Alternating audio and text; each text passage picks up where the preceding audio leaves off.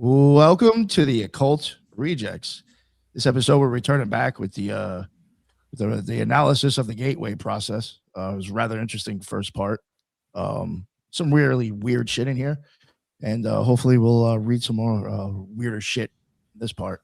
I don't think we'll get all of it done tonight. It'd be nice if we could, so there might be a part 3. And we got a special guest with us tonight as well. But before we get to her, we're going to introduce Eros. What is going on, Eros? How are you? And thank you very much again for bringing up this topic. Yeah, hey Nick. I'm so happy to be here with all of you guys. Feels like it's been a while. I'm Eros Up. You can find me on YouTube at Eros Up, and you can find me on X at Eros to Ethos. I just put out an interesting new video you can check out on Chaos and Order. Nomiism versus antinomianism. So that's all I got to plug. All right. Oh, sounds very good. Definitely go check out her channel. Great stuff on there. She has stuff that she's done with the Occult Rejects that she shared over there too. Go check it out. And we got my man Jules. What is going on, Jules? How are you? What is up, Nick, Eros, Ethan, Headless? It's good to see you guys. It's always like a family reunion whenever we get together. And Eros, yes, it does seem like it was too long ago, even though it was just, I think, a week or two ago. But we need to do more of these. So, guys, welcome to the Occult Rejects. I am Jules. I am the host of the Gray Pill podcast. And Nick brings me on here every now and again whenever he feels the need to. And I appreciate that always. So happy to be here. You check me out. Follow me on Twitter, X, at Gray Pill Pod. If you want to support the show, patreon.com/Gray Pill Podcast is the best way to do it. We do a lot of cool shit over there. Gods of the Morningwood, esoteric book review tomorrow morning. It's going down. Epic of Gilgamesh and Pistis Sophia, I think part 3. So y'all tune in for that. Yeah, I'll be there. And with me this evening, for people who watch my show, they haven't seen her in a while because she's been busy, but is my lovely and beautiful wife, Olivia, Miss Babelon. Hi, I'm Olivia. Olivia. You can find me at Babelon Podcast on YouTube and Rumble. And Rumble. Yeah, she only has put a couple episodes out. She's we have kids and we both work, so she's busy and I'm excited to be here though. Very. Oh, thank you. Yeah, this is my cup of tea, talking about awesome kind of stuff. I prefer the deeper stuff for sure. So I'm really excited to talk to all of you guys. If you don't mind, just real quick, like I guess just give people an idea, like kind of like what your show is. When you do more work, what is it going to be geared towards? Yeah. What you're into? What are you going to talk about over there? Just esotericism. Just spirituality, I guess, kind of all encompassing. Reading this gateway process whole thing today kind of it sums a lot of it up, of just kind of, I don't know, kind of a mixture of my own experiences. Like I'd like to do, interview style stuff eventually. But I've had just very profound, enlightening experiences throughout my journey. And I'm constantly trying to make sense of what those mean. And, growing up with a religious background, I think I viewed it at first, once I kind of decided to position myself towards the light again, through a religious lens, and then found that I don't know, it transcends that, right? So I don't know, it's just kind of, I guess, my own journey of figuring things out, Christ consciousness, and just all the things, right? You put me on the spot, sorry. No, she's a big fan of Rudolf Steiner.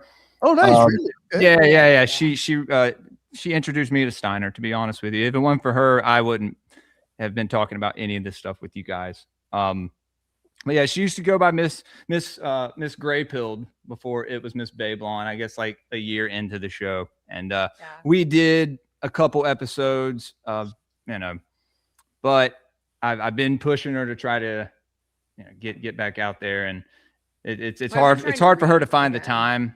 I guess with me, I'll I'll find like 30 minutes randomly that nobody would even find, that, or I'll stay up later and be exhausted the next day, or she has to be with the kids and stuff. Well, I'm a so mom. So if my yeah, kids are around she at can't all, do stuff my like that. cognitive function is, and I'm very tuned in, I guess you could say. So if my kids are even in the house, like I can feel what my son is feeling in his room, all the way from my bedroom, to the point that I'll go in there and be like, what's up? What's wrong? And he's like, can you just stop, Mom? Like, how do you just know all the time? And I'm like, I can't turn it off. I mean, maybe I could. I prefer not to.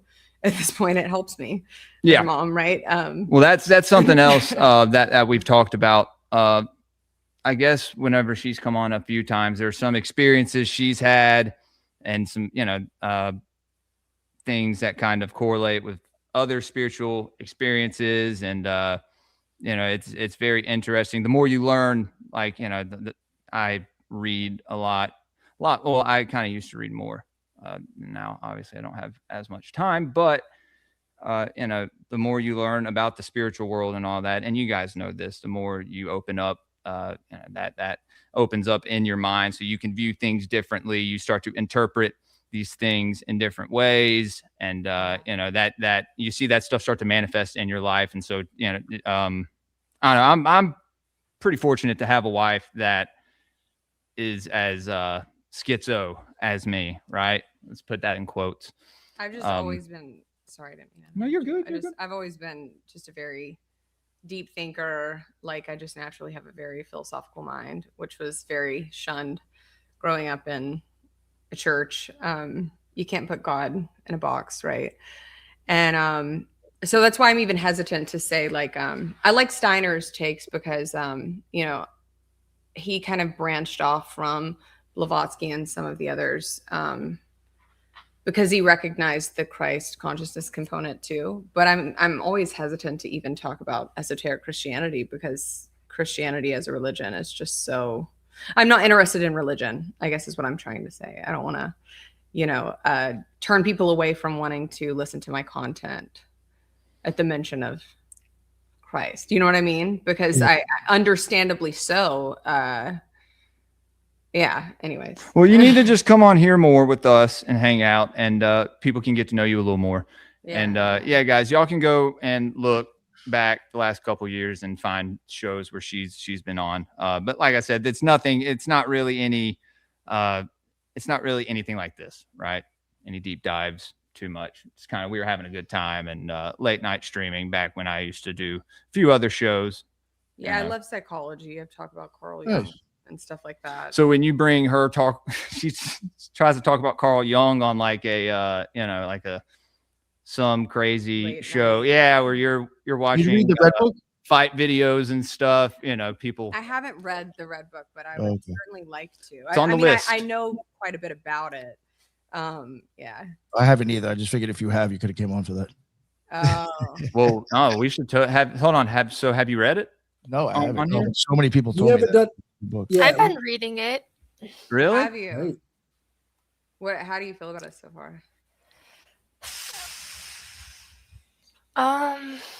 Sorry, that's probably a difficult. I feel like the introduction has been more interesting than the book so far. Oh yeah. I don't know. That's cool. See. Anyway, but yeah. Right. Anyway, enough of us. Yes, moving on. Ethan, what is going on, sir? How are you? Well, great to get together with you guys and read this. I find this dialogue is a really efficient way to explore and gain the knowledge of readings. So thanks, Eros and Nick and everybody for putting this together. Ethan Indigo Smith, online, easy to find, and writing frequently. Tao of Thoth and Geometry of Energy are a couple of my books, and articles frequently. And Sundays with Headless and Ricardo. And again, this is going to be awesome. Appreciate you, Nick. Everybody. Of course. No, thank you. Thank you. And my man, Headless Giant, what is going on, sir? Let everybody know what's going on with you. How you doing? I've got a bunch of shows, a lot of time, but let's get into it because I think we've been lagging behind. I got some of my plugs out of the way. Thank you, Ethan. But yeah, let's hit it. All right. Okay. Well, yes, we're back at the paperwork. Oh shit. Yeah, I got it. We start off with the holograms. There we go. All right, you can see it on the screen now. Sorry. Yeah, I'll start us off. All right. Energy creates, stores, and retrieves meaning in the universe by projecting or expanding at certain frequencies in a three-dimensional mode that creates a living pattern called a hologram.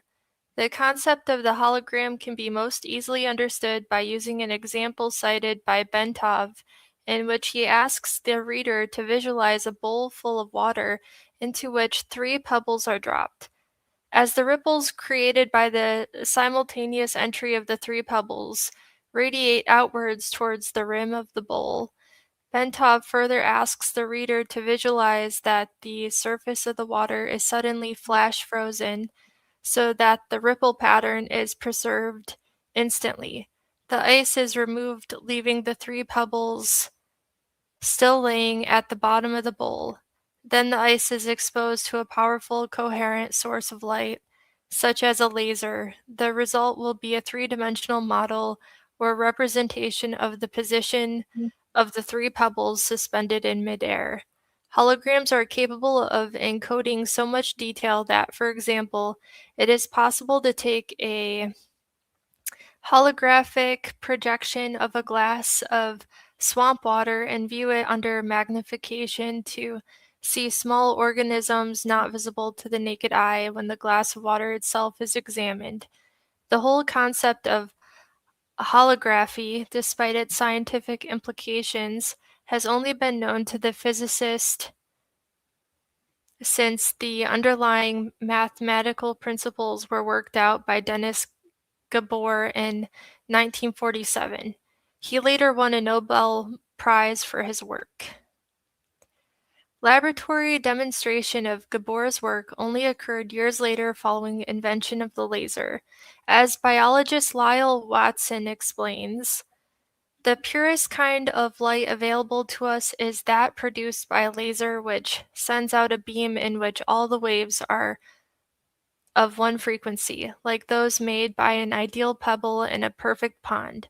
When 2 laser beams touch, they produce an interference pattern of light and dark ripples that can be recorded on a photographic plate. And if one of the beams, instead of coming directly from the laser, is reflected first off an object, such as a human face, the resulting pattern will be very complex indeed, but it can still be recorded.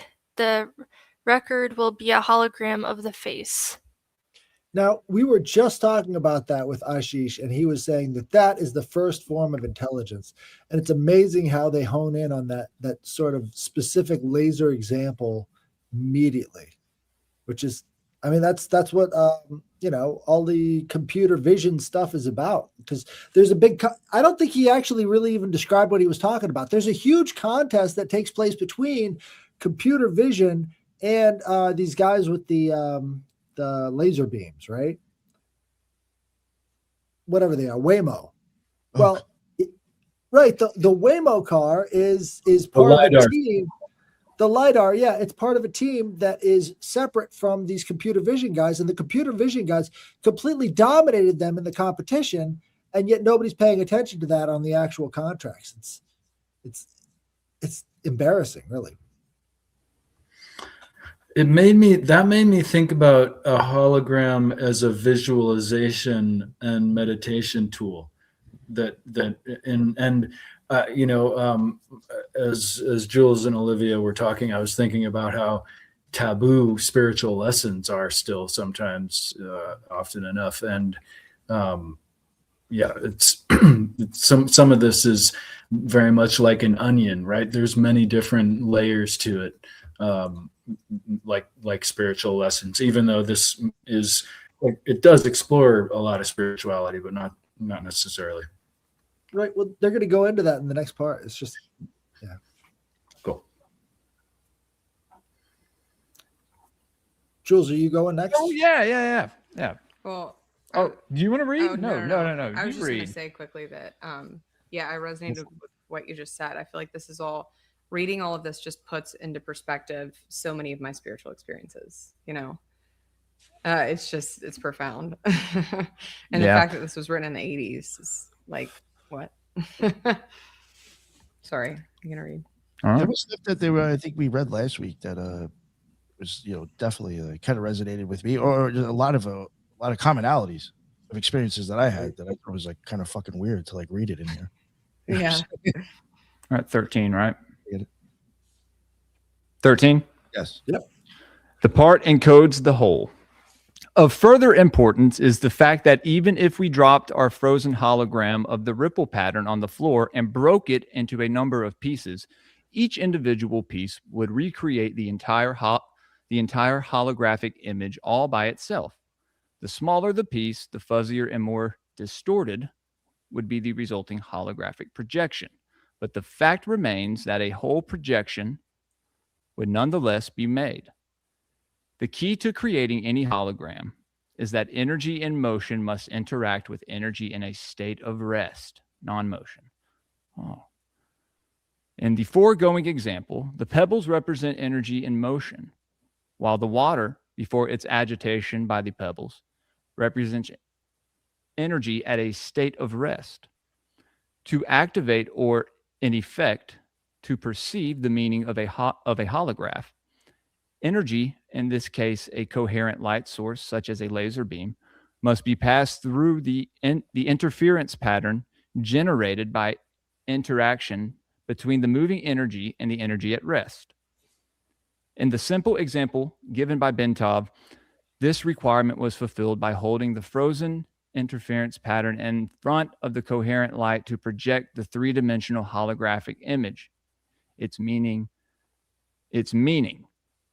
into space. As Marilyn Ferguson, I can't read people's names, editor of the Brain Mind Bulletin tells us, another feature of a hologram is its efficiency.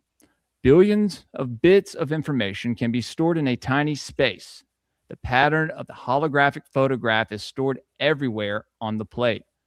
That's crazy. That actually reminds me, like billions of bits of information stored in one tiny space. It's kind of like dimensional spaces too, right? If you have a paranormal experience, there could be a very tiny space that this entity or being is trying to manifest in, right? Like, I don't know. Well, But, think about the example he used. It was as simple as water and ice, right? Water, ice, and pebbles. So any sort of pattern created by those pebbles or something that's moving things around in a wave pattern creates that effect. So every motion, no matter how small they are, is recorded somehow, right? So if you're having a psychic experience with stuff that exists in a different place, maybe you're just tapping into that field. Yes. Yeah. That 100%. After I lost my dad, I had so many experiences with him where I'd ask for something and he'd send me that exact thing. I mean, like spot on. Still, if I ask, it happens. And I always thought of that analogy, like you break a cookie into a bunch of pieces. Which piece is the cookie, right? And it's like us, right? All throughout time, because I kind of believe in a way every moment exists forever. It's somewhere in the space-time continuum, time exists forever. Yeah. Well, we were actually talking about that the other day. Yeah. Theseus. It made me think of like the microcosm and macrocosm, and that is kind of how metaphysics works, right? It's like the image that they're projecting is almost like the universal laws, and then you can even cut that hologram up and it'll recreate itself, and Little pieces, like little forms of itself. Yeah. So it's kind of fun. And it's also like talking about how you have to have that movement, and then the substrate, it's like that's kind of how consciousness probably works. There's the first principle, the fire, the active source, and then it just vibrates things into form that are in the image of. It's Eros, great. have you ever Have you ever played Fallout? Yeah. Okay, you know those suits that you climb into. You put the energy source into it, you climb in, and then you're walking around inside this energy suit, right? Huh. Is that what we are to the spirits? It's like, oh, Yes. here we go. We're getting another one. Get ready. And then they're just like Headless. ramming themselves inside this suit. And that's what we are, is we're walking around as Dude, these things. have you heard of people having NDEs and leaving their bodies in like hospitals or a certain, they'll look down and they'll go from their Right. like spirit POV. They're like, what is this meat suit that's Yeah, on the they're ground? like, It's "I'm on, not like, they that." don't recognize it. They're like, it's very interesting. I think Monroe, who's the Monroe Institute, I think the reason this Right. all began was him having a spontaneous out of body experience, not knowing anything, and this I believe came about because of that, in a sense. Wow.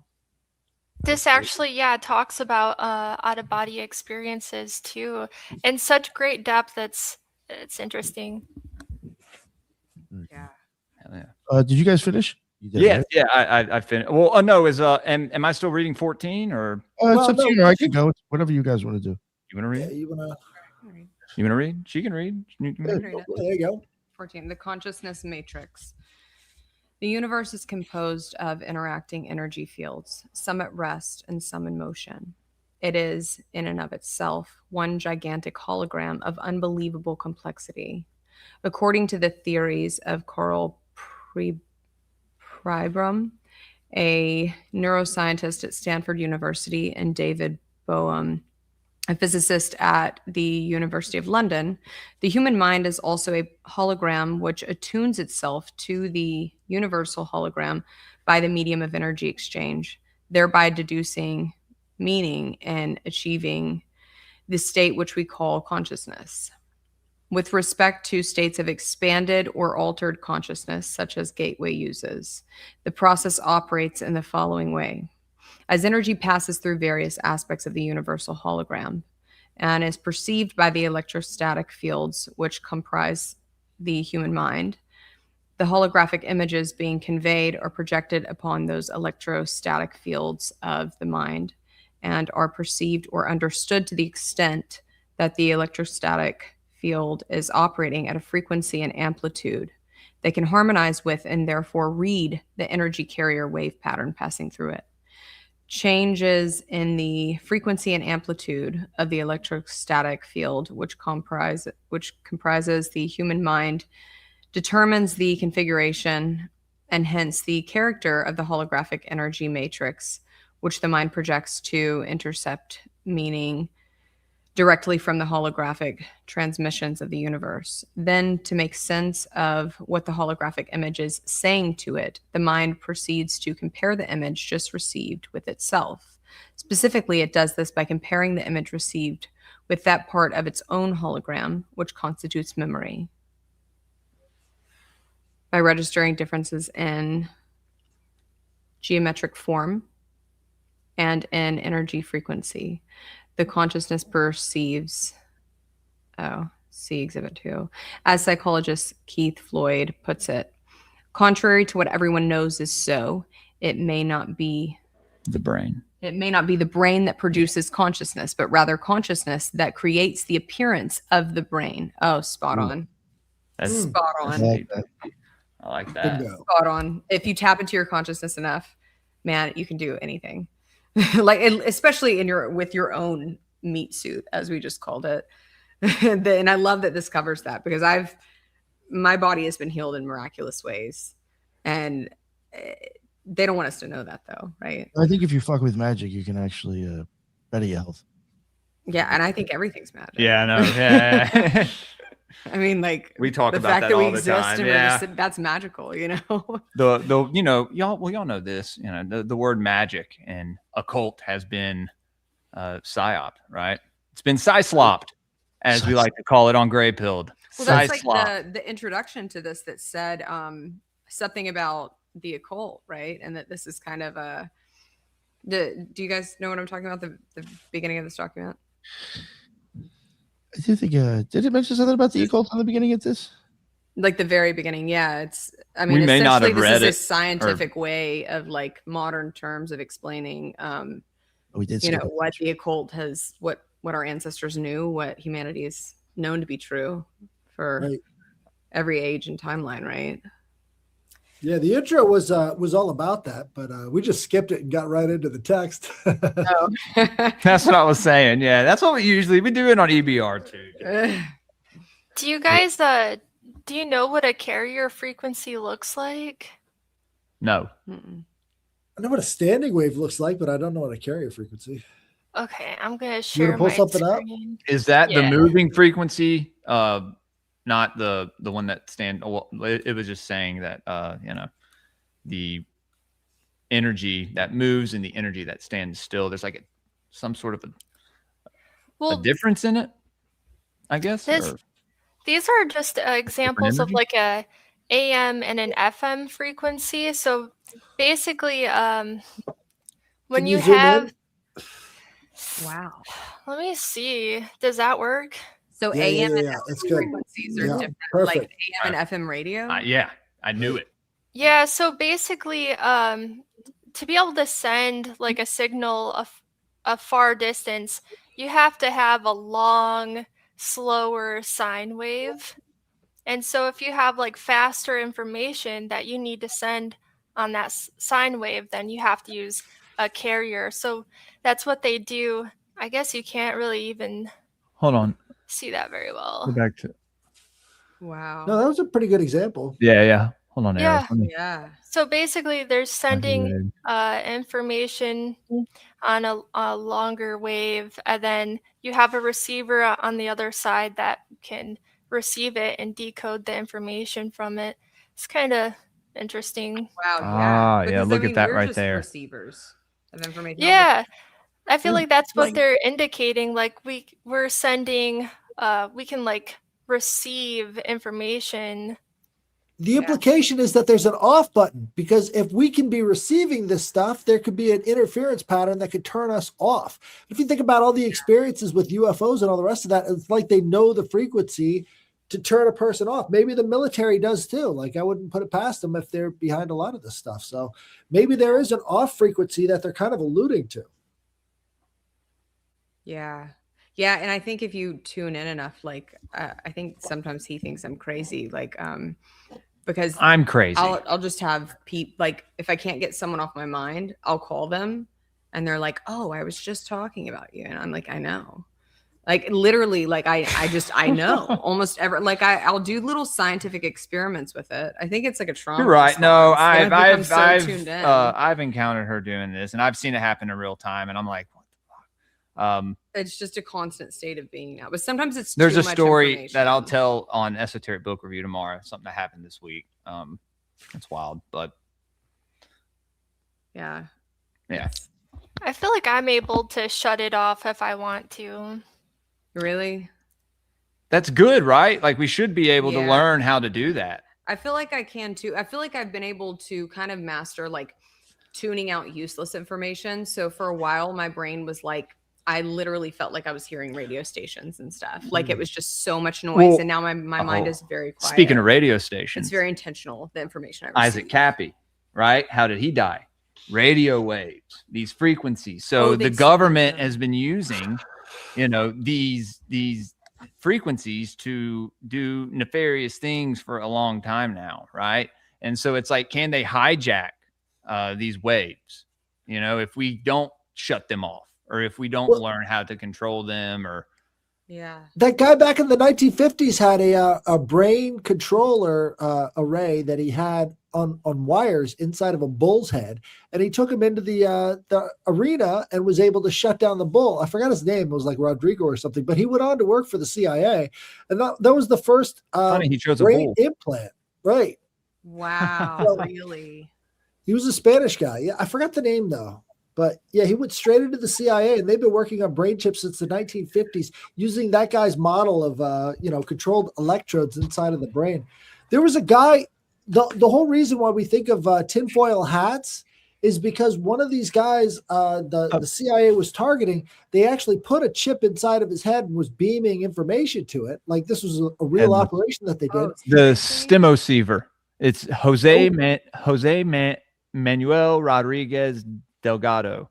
Was a pioneering Spanish neurophysiologist at Yale University, known for creating the first brain chip, the stemoceiver, in the 1960s to remotely control brain activity. Yeah, the stemoceiver and the bullfight, 1963. Bingo! Wow, yeah, man. It just came. 1963. Is there footage of that? Yeah. Yes, there is. No He shit. was like, Watch that, Nick. Let's watch that at the end of the show. Wow. They He's put like, this in a guy's head. They put this in a guy's head, and then they started hitting him with these radio frequencies. And the only way he could get it to stop is by covering himself in a metal trash can. So every time you hear about this, tinfoil hat, and they're joking about, it's actually from a real case where they targeted a dude with a mental illness, put a chip inside of his head, and tried to make him kill himself. Good Lord. Poor How guy. many people had they done that to, though, dude? Because it's Probably not like, millions. That's what I'm saying, bro. Like, Yeah, I think they definitely have skull to dangerous. they could definitely send waves to your skull. I think Steve, I think Planeteer is into that shit. The fuck is that guy again? Peter. We're gonna be Thiel. living in trash cans. Yeah, dude. We're living in There's trash cans. definitely a lot of people that suggest it's happening to them for random reasons, not even necessarily government involved.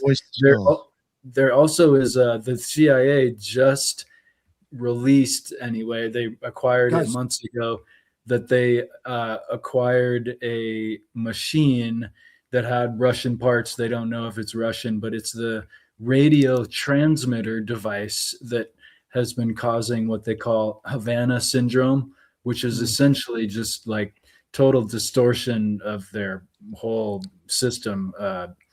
There's in meditation, there is the idea. It's interesting how it corresponds, that we can warm up and cool down. And if you do a series of movements or breathing. Even and yeah, exactly. Just breathing and imagining that you're releasing in a cool down mode from top down. It actually is the process, and that's why it's called cool down. And warm up would be the opposite, of course. Imagine energy rising up and making movements in an upward, from the bottom up. That's what I do in the mornings when it's real cold. And I'm in my bathroom, and I'll sit there and I'll do this breathing exercise, and I can feel this energy rising from my legs and my groin area, like warming my entire body. And I'm like, dude, can I do this like out in like the freezing cold?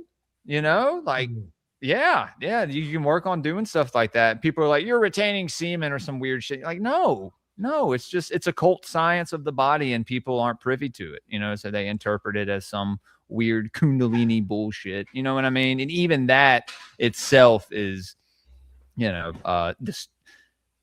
distorted. Are you good? Sorry, guys. Oscar the Grouch was predictive programming.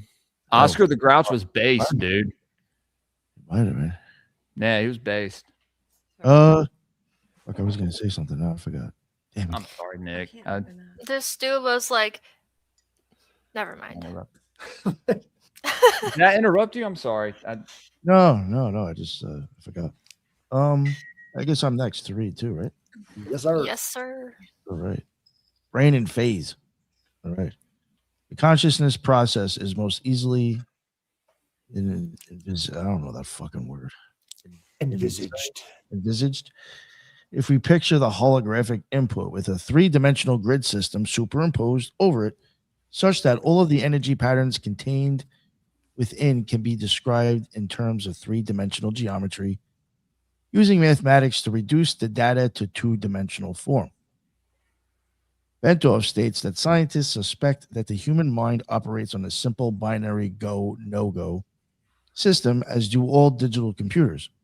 Ooh, there was. Therefore, once it superimposes a 3-dimensional matrix over holographic information it wishes to interpret and reduces that information mathematically to two-dimensional form, it can completely process it using its fundamental binary system, just as any computer made by the hand of man can process volumes of data and make various comparisons between the data and information stored in its digital memory. Our minds operate in the same way, perceiving by comparison only. Ventov states the proposition this way: our whole reality is constructed by constantly making such comparisons. Whenever we perceive something, we always perceive differences only. In states of expanded consciousness, the right hemisphere of the brain, in its holistic, nonlinear, and nonverbal mode of functioning, acts as the primary matrix or receptor for this holographic input, while, by operating in phase or coherence with the right brain, the left hemisphere provides the secondary matrix through its binary, computer-like method of functioning to screen further the data by comparison and reduce it to a discrete two-dimensional form. It's fucking crazy shit. Wow. Yeah. All right. So Yeah. if I was gonna try and make that simpler, it's like these different nerve pathways are filtering out the data that you don't need and then putting it in a form that you can understand. Yeah. I think because that's exactly what Ashish was describing as well, is this exact same process. So basically there's limits to consciousness and how you can perceive things, and that's the filtering process. The only thing I don't get with this, though, the one thing that I kind of like slightly disagree with this. I do think there is some sort of all right, like I guess growing up as a child and being born into this world, like I could see how like everybody telling me what is what, or the TV, the radio, my parents, like that's going to program me and then I'll determine 1, 0 or the yes or no. But like, how do I know, like when I go and stub my toe, how did I know how bad that hurt unless I decided how bad that hurt? Because I can't, you know, like certain things I think you have to, like, you're not going to be told everything, and you're going to experience something that hasn't been told to you, and you're going to have to interpret that and decide if that was good or bad or not yourself. So when does that come into this? Right. But I think Ashish was saying like it's all in there pre-programmed. Right. And so what this is saying is that somehow you're writing on the base programming. Right. So it's not really either or. I think this one's sort of kind of like both and, you know, so there is sort of a free will read write program going on with your body, for instance. So like you have the same amount or roughly the same amount of nerve endings between multiple different people. So you're going to have the same kind of reactions on some similar level. Or it could also be like a dialectic kind of thing where it's like, that is what dialectic is. It's comparing things and then being like, oh, okay, that's blue and it's used for this purpose and it falls into this hierarchy, and you can make like a mental map of it almost. Right. Well, that whole section was about brain dialectic, like going between the right and left. That was the brain dialectic that it's trying to produce this two-dimensional image for perception. I would say like Plotinus, for example, he talks about dialectic, and then that we just kind of decide what's useful and what's not useful. So maybe Either or. That's where it comes into. I know I definitely throw a lot of information away because it's like, well, you know. I could be wrong, but I think like there's even people, I think Plotinus might have been one of them, maybe even Empedocles. But I know even people like Ilm McGilchrist and other people like even do start to question, is there sort of relationship going on? Because like our eyes project out 6 feet. Is there some sort of relationship even going on with what's out there and our projection to even tell us how to perceive that or an influence? Is there multiple things that actually take up us deciding? Yeah. I mean, you also think about, I mean, just even the whole thing, a tweet, someone's tweet could mean so many things and stir up so many emotions in different people. Oh yeah. Same Same thing with the meme. Their own part of themselves is deciding that too, I think. Right. I don't know. It's hard to explain. Like, Yeah. Yeah. No, dude, it's the same thing with a meme. Yeah. This is why Well, Apollo is so interesting, because it's like all of these different things are different flavors of emotion, and they all sort of fall into similar categories, which can be mathematically analyzed, which kind of implies that it's kind of like a real kind of harp. Like you're playing society, like you're playing these different algorithms. And he was the god of mathematics and music, and he predicted things about society. So you've got all of the images about meme culture wrapped up in, one god, Apollo, and it's kind of changing the energy on the internet, for example. So you can also think of it as almost like a video game map, where it's like everybody has explored different parts of the map and has different parts of the map figured out, maybe, but it also gets hard because I don't think not everybody is looking for the truth, and so then like what happens, because then it's not like we're even working with, like, ideally we are all navigating news, we're navigating like these objective truths, but that's not really the case. So like, what are people like plugging their own things into the map that don't fit? I don't know.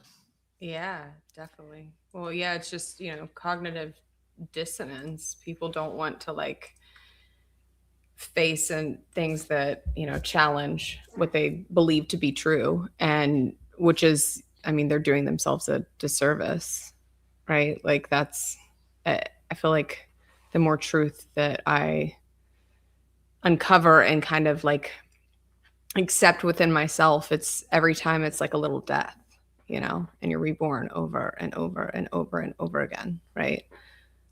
Yeah, purification, like that's the initiation into truth.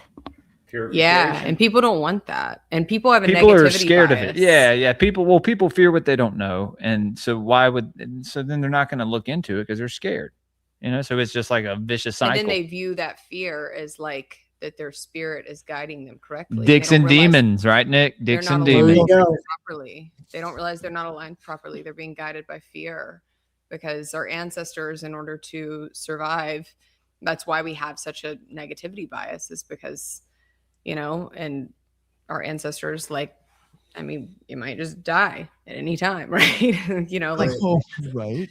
Safe for now. Well, right. That's still a possibility, but I even think about that, like when you just think about like how they lived back then. It's like they had to have lacked the fear of death, or just lacked fear of itself in certain ways. So it's just like, it was like this is what you did to stay alive. So it's like I wonder if sometimes it was just almost even just like that, no thought. I guess somewhat fear, but you know what I'm saying. But it was just like, well, this is what you have to do anyway. Right. Yeah, I know what you're saying, because it's like people probably, they didn't have time to think. So busy surviving. There's nobody like selling extra food. Like, you want to eat, you're gonna have to go out there and hope that motherfucker doesn't get you first. Yeah. Well, and it's why a lot of people have anxiety disorders, is because their ancestors were, just survival mode all the time. Like there might be a tiger around the corner. Like you have to be on high alert all the time. You better ride that tiger. Think about the insanity of war back then. You had to march right up into each other's faces and try and stab each other with sharp objects. That's an incredible amount. Headless. 2 words. Shield wall. Dude. Right. Shield wall. Okay. That's all. That's all you need. But that's just what humanity has done for since the beginning of time. Absolutely. Since we had sharp objects. It's like sharp objects. There's something threatening. We're gonna stab. And it's always out of some kind of fear. Sometimes justified, but a lot of times not. Like, look at the Crusades. Like, a lot of people hit those battlefields for a lot of different reasons. I wonder what the first. Don't get headless started on the Crusades. Sorry, Eros. Sorry. I wonder what the first murder was. Like, is it just in our inherent nature that we would think to do that? I don't I know. wondered about that too, right? I don't think it's in our nature. I think it goes. I think it's darker aspects of. I have actually thought. Well, I will say this: in the story of Cain and Abel, even in the Sumerian, in that mythology, Enki refers to it as and he, that he's the God of water, God of form, creation, the Lord of form, right? But he referred to it as the curse of Cain. I mean Cain, but it was Ka-in was his name, I The guess, first murder. in Assyria. Well, that's Of that, in the ethos of right? Yeah. but maybe not. Who knows if there was some All guy right. named Grug or something who stabbed his boy Heb in the arm and then like threw him off a mountain. It was like, or what we see like in the 12 mythology, million years ago. what we see in the mythology over and over again is that the father gets old and crazy and starts trying to kill his young children. Right. That's what we see all throughout all of these different societies. Really? Is this? Yeah, that's the Kronos figure. Right. It's always constantly trying to eat his own kids. Father. Fascinating. The devouring Yeah. father. There's the devouring mother archetype, right? There's but the then tyrannical father and the There- devouring. but Kronos those are devours young his children, archetypes. Saturn, Kronos, but Wow. There are examples of a couple of Native American tribes who were so peaceful that they died of fright when they first interacted with the U.S. military. The the Pomo, in particular, of Northern California, were super peaceful people. And they, a reason more than likely they were so peaceful and confounded by violence, they didn't even recognize it. Not to say that all Native American culture had this, but the Pomo were so peaceful, I think, in part because their resources there were so plentiful. It never even occurred to them to fight. And I guess they have a measurement about indigenous hours per day to obtain nutrients, and that they must work to get their basics provided for. And the Pomo region was among the shortest amount of time, like an hour or two a day, and they had all their needs taken care of.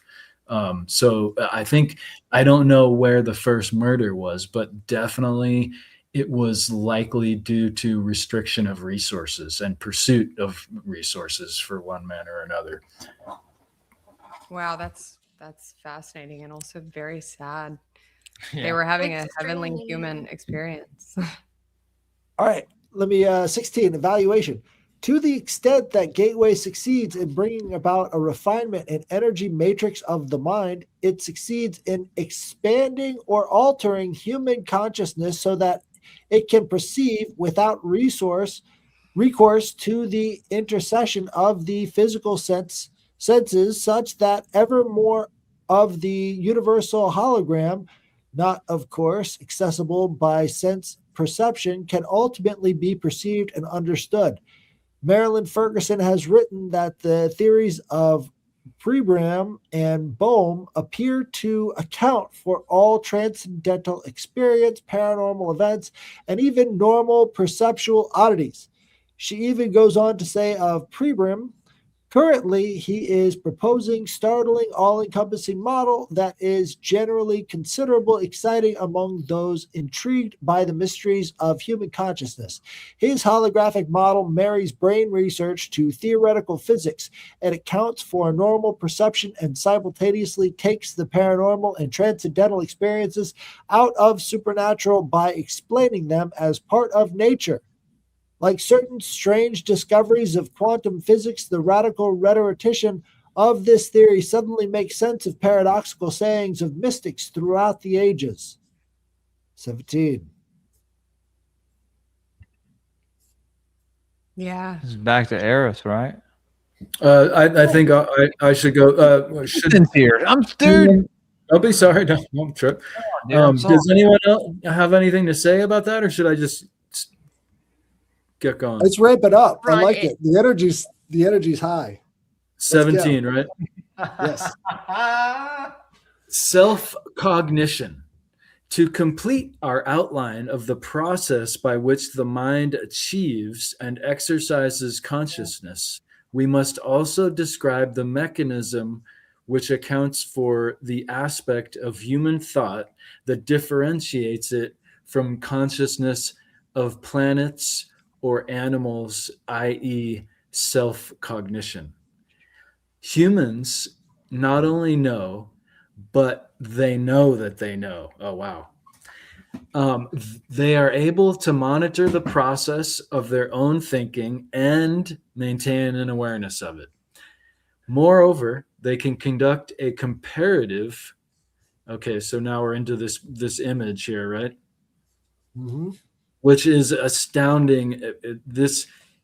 Among the thing that strikes me is the verticality potentially in individual consciousness and the horizontal aspect of collective consciousness or animals and other people and so forth, but not that's necessarily depicting that. Should I keep reading? Left hemisphere consciousness grid acts like the mind's computer software to reduce input from right hemisphere to verbal symbols and concepts. Right hemisphere consciousness grid reduces three-dimensional holographic image to two-dimensional go/no go for, I believe it's cut off a little bit there, forgive me. So continuing from the prior page, moreover, they can conduct a comparative assessment, evaluating the function of their thought process against various objective standards they have adopted. Human consciousness can do this because it has the capacity to duplicate aspects of its own hologram, project them out, perceive that projection, put it through comparison with the memory aspect where its evaluation standards or standards of measure are stored of its hologram and measure or sense the differences using three-dimensional geometry and then binary go/no-go pulse to yield verbal cognition about the self.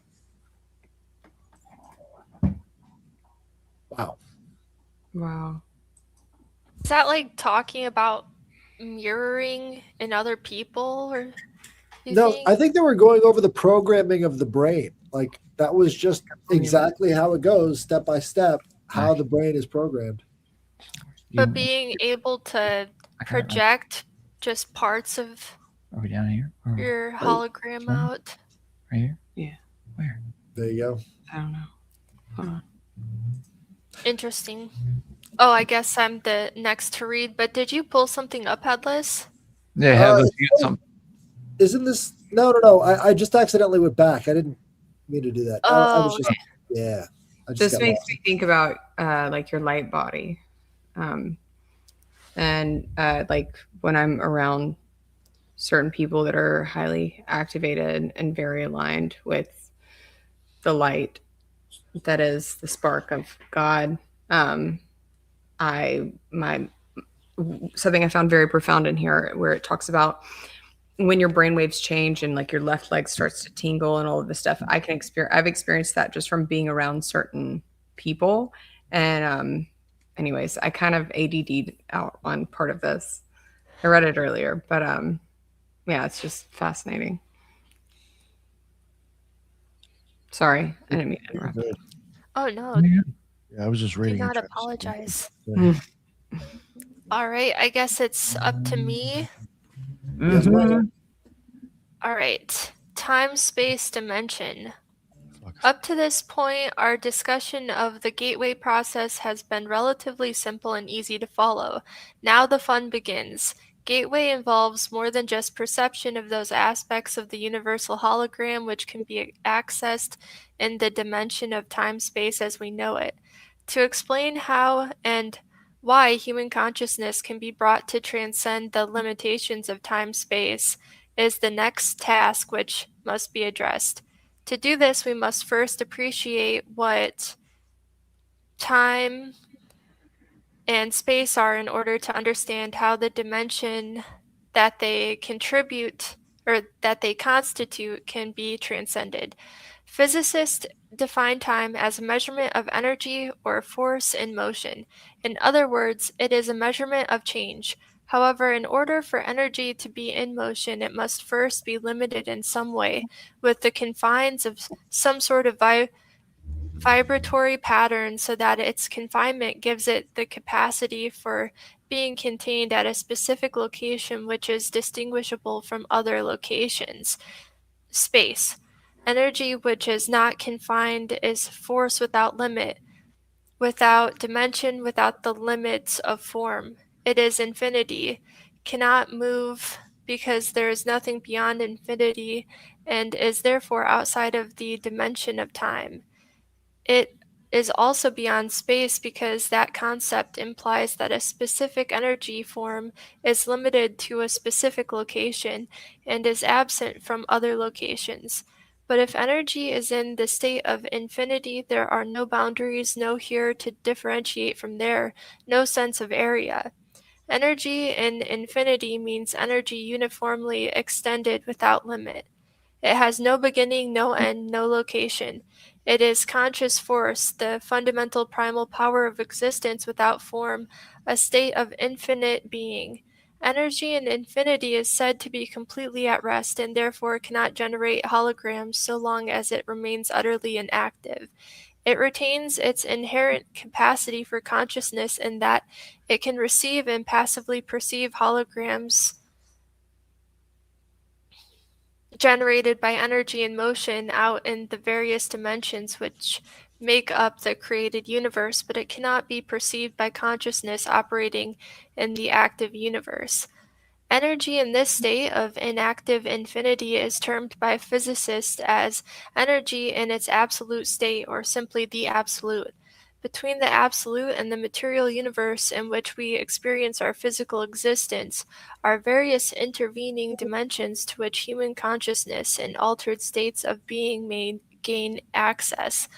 Theoretically, human consciousness may continue to expand the horizons of its perceptual capability until it reaches the dimension of the absolute, at which point perception stops because the absolute generates no holograms of or about itself. Holy fuck.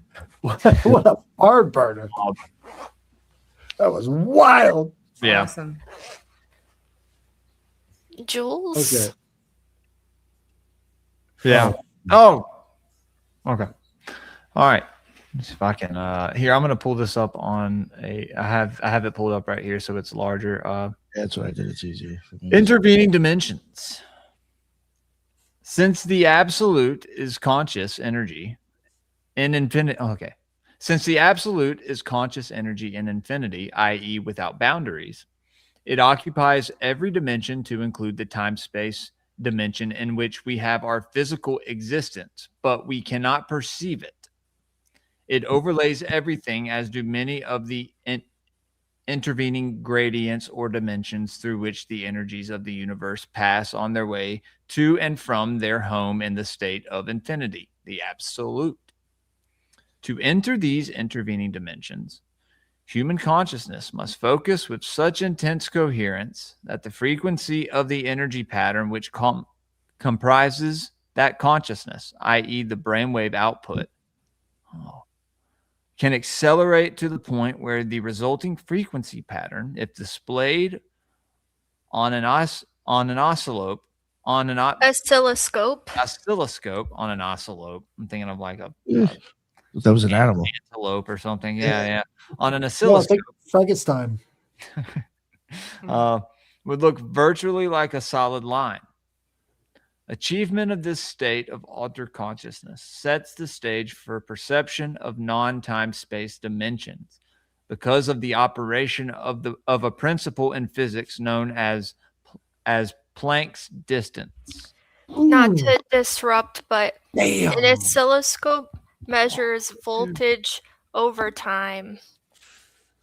All right. Awesome. Thank you. Achievement of this state of altered consciousness sets the stage for perception of non-time space dimensions. Shit. Yeah. So you know about Planck's length? And, No. Spits. Well, because I'm still reading here in a minute, but spit some game. Yeah. So that was a guy named Nassim Haramein. And Haramein kept talking about how Planck's length proves that there's almost infinite amounts of energy in the universe. And so he says that happens because we actually exist on a different dimensional level on the inside of a black hole. So all of the time space energy around us is actually infinitesimally small, being interpenetrated by this sort of force field that gives us the ability to see things, right? So it's a dimension inside of a dimension. That's what Nassim Haramein was saying about our reality. And so that's what they're kind of talking about with this Planck's length, which is way higher energy output than is supposed to happen. And so this is, I guess, an alternative theory of why Planck's length is the way it is. I got you. All right, I'm going to read. So this is an aspect of quantum mechanics which applies to the fact that any oscillating frequency, such as a brainwave, reaches 2 points of complete rest, which constitute the boundaries of each individual oscillation, i.e., movement up or down. Without these points of rest, an oscillating wave pattern would be impossible, since the points of rest are required to permit the energy to change direction and thus continue vibrating between rigid limits. But it is also true that when, for an infinitesimally, fuck, man, is that how you say that? Infinitesimally?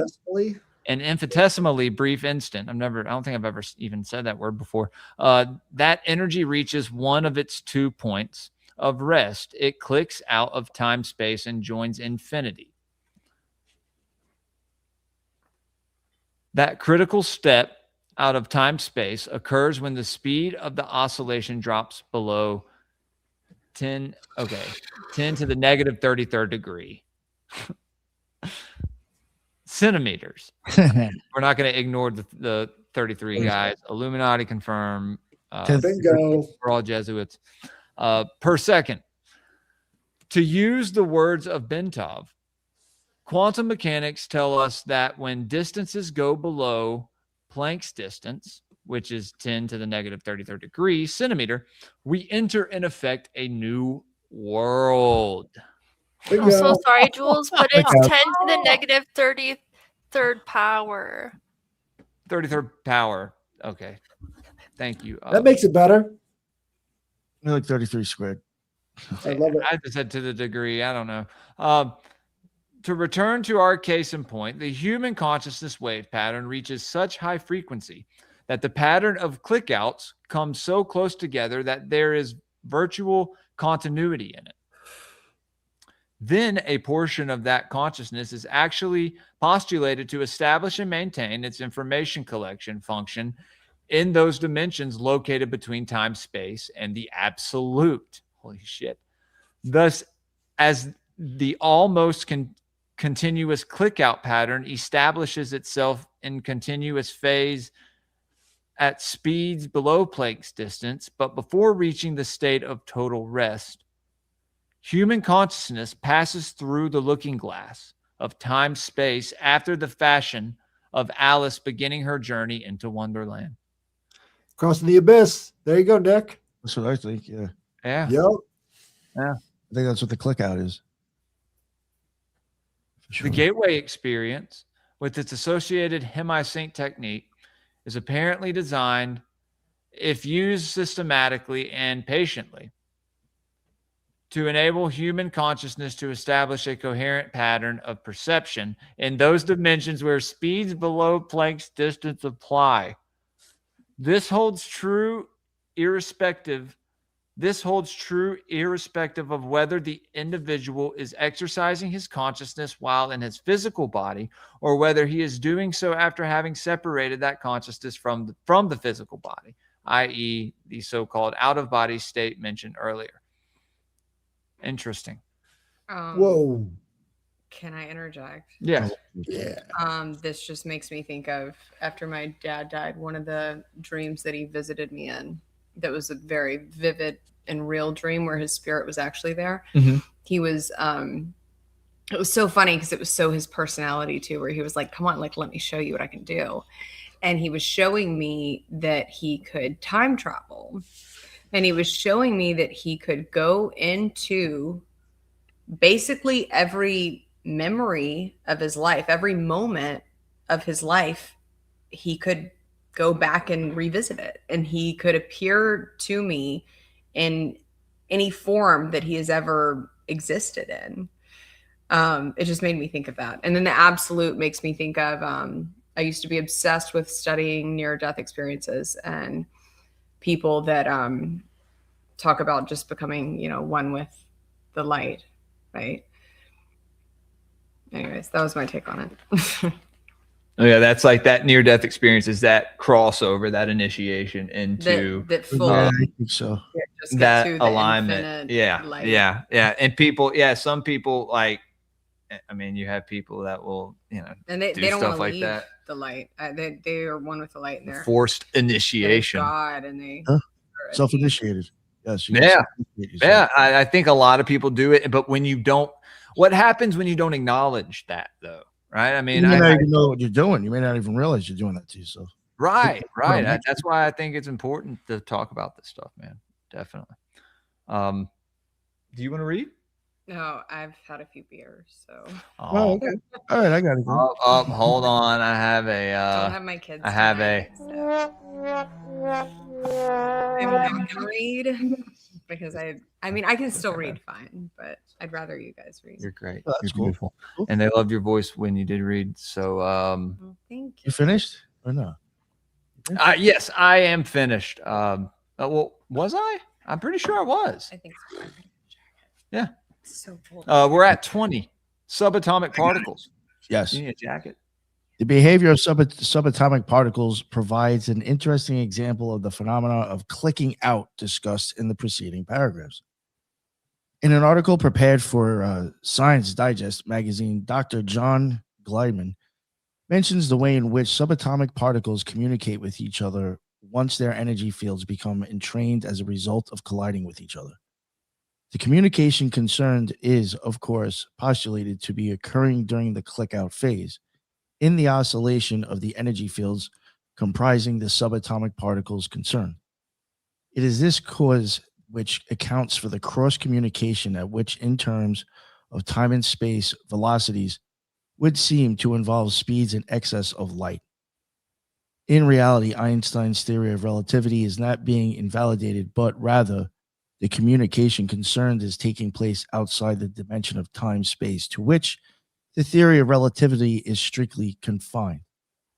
Specifically, Dr. Gleidman tells us quantum theory postulates a kind of long-range Siamese twin effect whenever two subatomic particles collide and then go their different ways. Even when the particles are halfway across the universe from each other, it says they instantaneously respond to each other's actions. And in doing so, they violate relativity's ban on faster than light velocities. Indeed, Quantum regarding it, entanglement. say that again? Quantum entanglement. They didn't say what it was called. They just called it a twin effect, but it's quantum entanglement. Thank you, sir.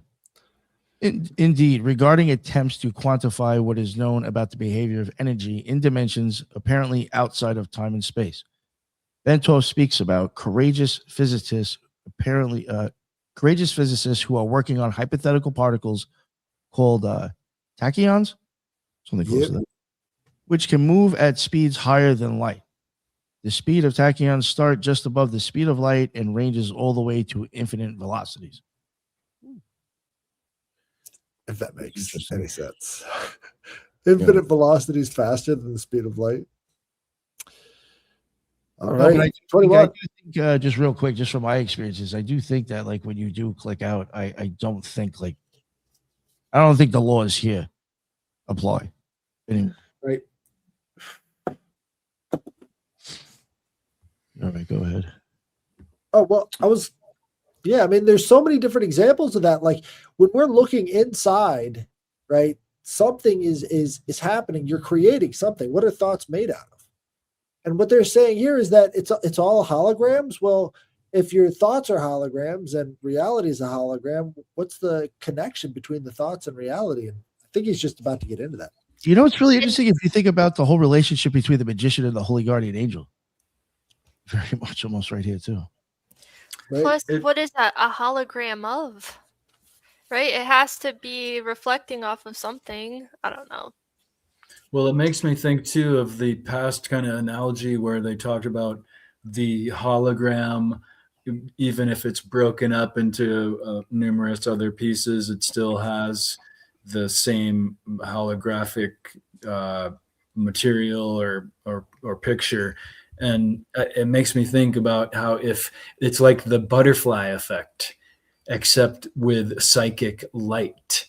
And if you can like impact one tachyon or particle or light idea, it's like, can you not cause a butterfly effect just by way of light? Just having the hologram as the idea or the capacity of the universe to do a thing, and then, you know, breaking that up into a particle and manifesting it. It's out there, I know.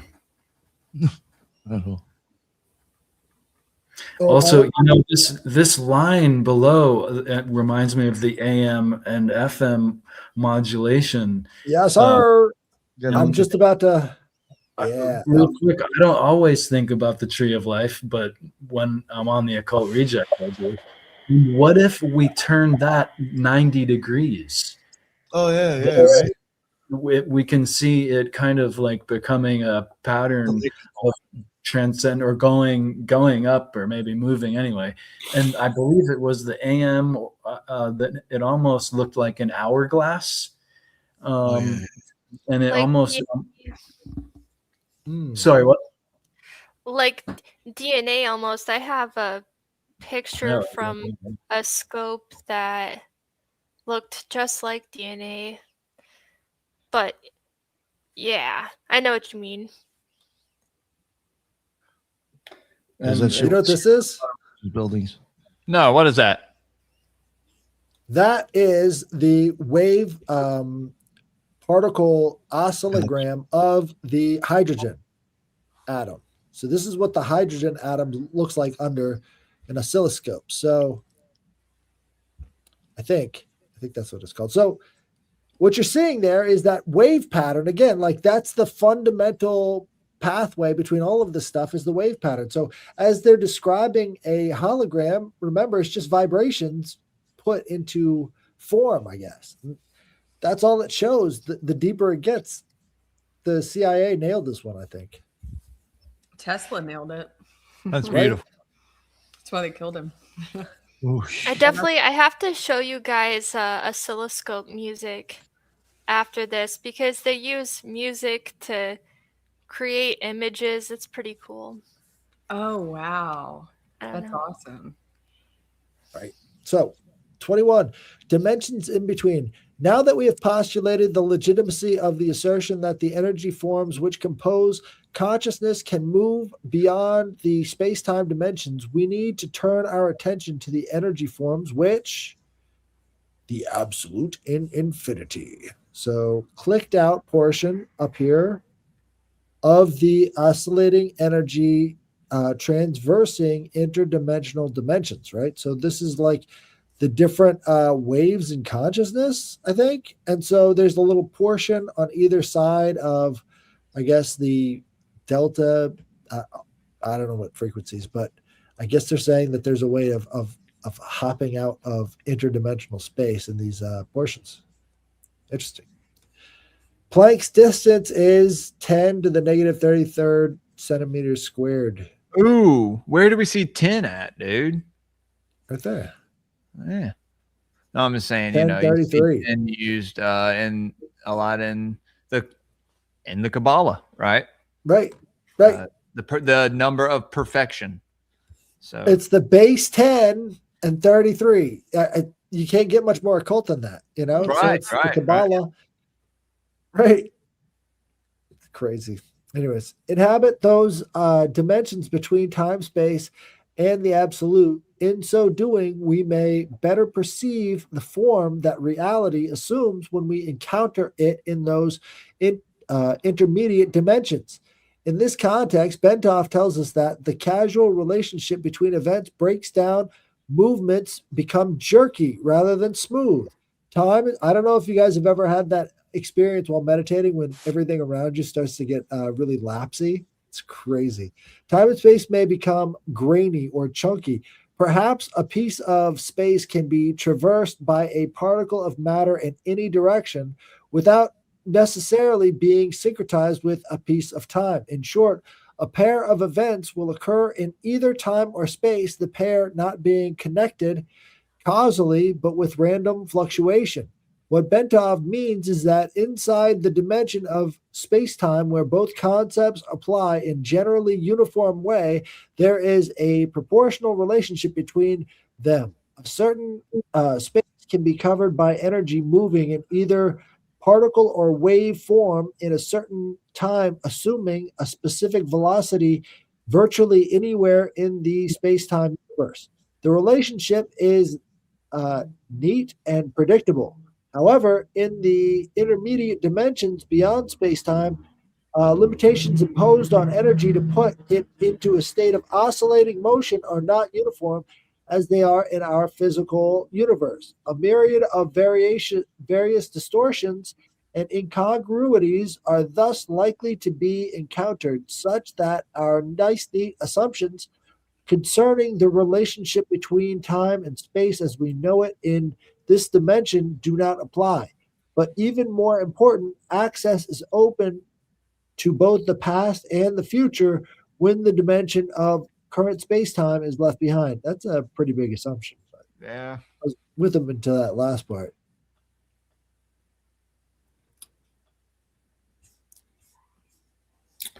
Shall I read? Yeah, Yes, go sir. for it, son. If you want Do you to. guys mind if I share this video real quick? No, please. No, go for Eros, it. you can't. Please do. No, get Sorry. out. You know, of course you can. Okay, Well, let me- normally I actually do worry about that shit. So I mean, you really shouldn't just say yes. Oh, well, Yeah, be careful. what? Where's the video? I just don't feel like telling everybody no tonight. So yeah, sure, go for it. Okay, so can you see this? Hold on, I got it. Okay. It's an oscilloscope Video. So this is an for your intro. used to measure electrical current. And I've got two probes, both of them which come out and run straight into an auxiliary jack plugged into my computer. Now, this oscilloscope is wired up so that the x-axis is controlled by this probe and the y-axis is controlled by this probe, which means that when I play audio through it, the left channel is going to go x and the right channel is going to go y. Now, you'll see how this is represented in 1 second when I start the show. Okay, let's turn the intensity down so it looks nice. And then let's start the show. The volume a little bit and Hey go. guys, I want to show you something amazing. I'm running an audio signal through an oscilloscope. We can see exactly the same waves that we're hearing at the same time. So you can see I'm not quite synced channels, up. So let's set up a and trace. use them to draw with sound. Oh, yo, Oh yeah, shit! Gods in the Morning Wood. Oh, no. That was Gods in the Morning Wood, man. So an oscilloscope is, like I said, an old tool used to measure electrical. Yeah, so Yeah. anyway, It's kinda cool. I mean, And there's you a can- bunch of native tribes that I even would say love- that the Earth was created in song. You know, Great. No, I believe that. the Aborigines say 3 songs. The Earth was created in 3 songs. I would love to see that thing But, you know. when I'm like in like very powerful prayer. I would love to see what it looks like.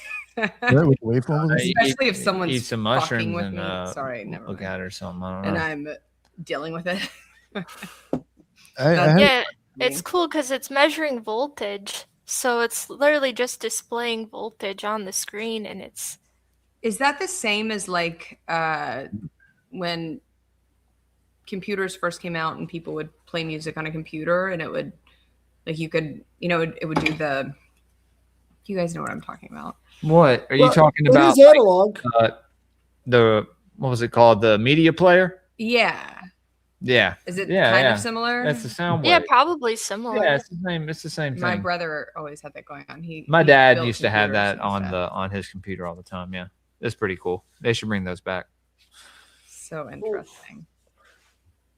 Yeah. All right, so Okay, it's my turn now. Okay, I think it's my turn. it's your turn, Ethan. Okay, Yeah. yes. Sorry. Don't be sorry. Special status out-of-body experience. Although human consciousness can, with enough practice, move beyond the dimension of time-space and interface with other energy systems in other dimensions, the entire process is appreciably enhanced if the consciousness can be detached in large measure from the physical body before such interface is attempted. Once an individual becomes proficient in the technique of out-of-body movement and then reaches the point where he is able to break out of time-space while out of his body, he gains the advantage of clicking out. Part of his enhanced consciousness, while starting from a base located much closer to the dimensions with which he wishes to communicate. In other words, since he is starting from a point much higher up, to use an analogy from the time-space context, that part of his consciousness involved in clicking out will have that much more time to interact in dimensions beyond time-space, because less time is required to traverse the intervening layers.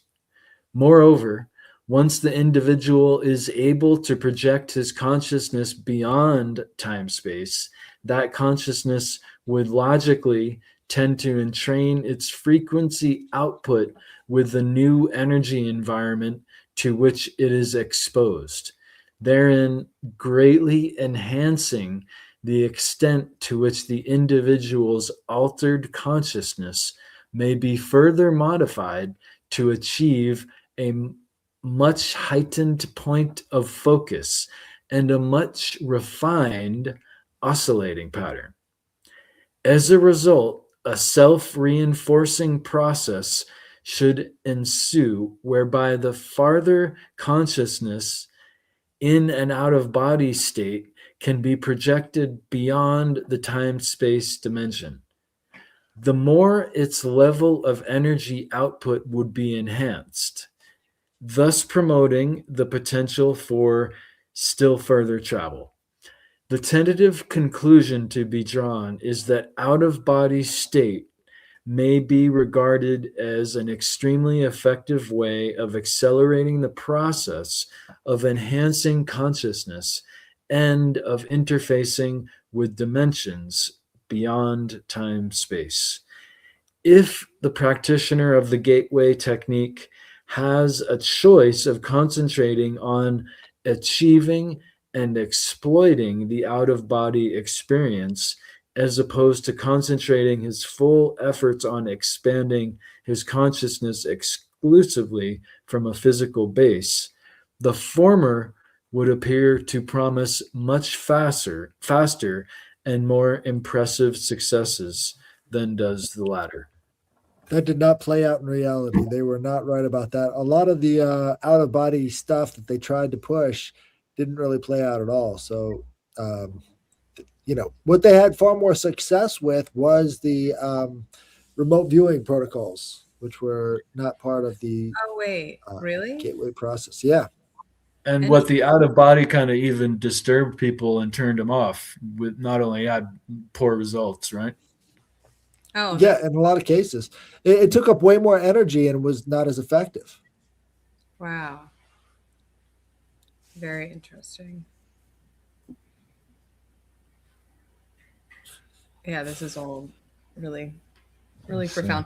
What would you consider out of body experience, astral projecting, or would you consider remote viewing in a way astral? Because I feel like I think they're highly related. It's, yeah. I think one, yeah, you're projecting more of yourself into the environment than you really even need. It's like astral projecting, right? I agree. That's why I haven't even, well, I used to try and I'd get to the point where it almost happened and I'd get super freaked out, but I don't feel like it's necessary. If I really need, if I need to know what's going on with something or whatever, I can access it through meditation. So that's just, I hadn't heard that before. I'm glad you mentioned that. That's really interesting that they discovered that it's not even necessary.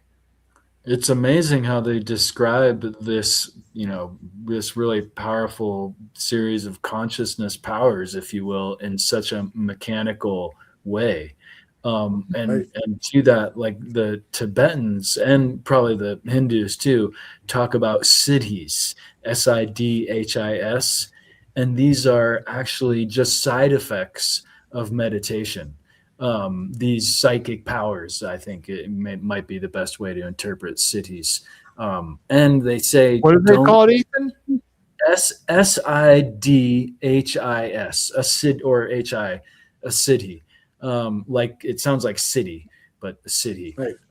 And these are, effects of meditation pursuits and enlightenment practices. spiritual powers. Spiritual powers, psychic powers that they say don't pursue, or they'll kind of, almost like Headless, like you were talking about how the out-of-body experience was actually less fruitful and maybe even what I saw potentially more upsetting even. And in that respect of the cities, often people, when they pursue them, they're not actually prepared for them. Is like the warning of the Tibetan meditation process, that you want to just do the work and those things kind of come up and you can, not obsess over them, kind of thing. Right. Can you say it one more time, because Jules is trying to type it in? Can you spell it one more time? SIDHI, psychic power, and then S is just the multiple. Okay. Well, yeah, that's one of the things I found so profound when I was, sorry, I keep like ADDing out, but when I was reading this earlier is, I think that I unlocked so much of this like accidentally. Intentionally, but also I shared with you guys that my dad was randomly unalived. I've told him. I don't want to say the word and mess up whatever. Anyways, and so I think that so much of this just out of pure like willpower, I just, it's so fascinating reading it and understanding the science behind things that I unlocked. If that makes sense. It makes me understand a lot of the experiences that I've had. Because I have a very scientific mind, and I don't know. This is just fascinating to me. Well, yeah, no, I had sent this to her earlier today, and by the time I called her, like right when I got off work, she was like, "Yeah, I already read through most of it," and yeah, a lot of it is, she said, is just stuff that she's caught here and there over the years that we've kind of been, I guess, fed through information and whatnot, or people putting out, TikToks or a video of their theory. Well, I had read some of this years ago. That too, reading but it in bits. I mean, I don't have a lot of free time to read. But I think it's, I don't know, it's just so interesting. Like it's all intention, right? I mean, like somebody can give you a blueprint and say, follow this protocol, do it in this way. And maybe that's good, right? That's why these ancient traditions and religions still exist, because you don't want to just open yourself up spiritually. You don't, there's a lot there, right? You can open yourself up too much and get a lot of information that isn't even coming from you, and you won't realize it's not coming from you, and you don't know where it's coming from, and you're not powerful enough yet. And for me, it's rooted in my relationship with God. But if you're not tapped into that enough yet, then you can't kind of block that out. Like Eros was saying earlier, like, what did you say earlier, Eros? You were saying like you can. Oh, that I feel like I can shut off receiving Right. Yeah. frequency or vibe, like emotions from other people or whatever. Yeah. And then Ethan, what you were just saying a second ago. Sorry, I lost my train of thought. I shouldn't have drank 3 beers. You're okay. Sorry. No, you're you fine. can continue. I don't remember what I was going to say. Well, I think receiving downloads and stuff. No, I mean, Oh, I remember now. You Yeah. were saying, Ethan, we were talking about with astral projection and headless. You were saying like that, it's not necessary. It like uses all this energy that it's not even actually necessary. And I think that's why, like, whenever I was intrigued many years ago, when I was intrigued by things like astral projections, that thing in my spirit was just like, no. Because I do people think it aren't can ready be for true. it. Yeah, I think And it can be completely dangerous. It's the same with certain knowledge and stuff. If you receive it through some kind of divination, or you receive it through a vision divinely, or somehow, like, how will you handle that knowledge? And if that's forced upon someone through a certain practice or something they can do, with their mental, I don't know, like, is that the best thing? Like, should that information be available to everyone? Yeah. Sure. Sorry. Yeah. You think so? Yeah. I don't know. I think so, because I don't think that everyone can harness it. Well, some people, and maybe they can even the force- ones that would misuse it, probably maybe not even even Yeah, because I think maybe it's being misused on a grand scale. I don't think they They're understand lashed it. Yeah, out, yeah, against yeah. all of us. Right. But I think on a personal level, I don't know. I think sometimes people will get really intrigued and want to play around with things, and if they're not ready for it, there's a ceiling to it. Oh, if yeah, that makes absolutely. sense. I think the idea of this stuff needs to be a little bit more realistic. Like you're Right. saying, I don't think people understand. Like some people aren't ready for this shit. So maybe it should be known that, like, a little bit Yeah. more. Or maybe some of the secrets, shouldn't be secrets, so then people understand what they're really getting into. What is it really about? Bingo. Yeah.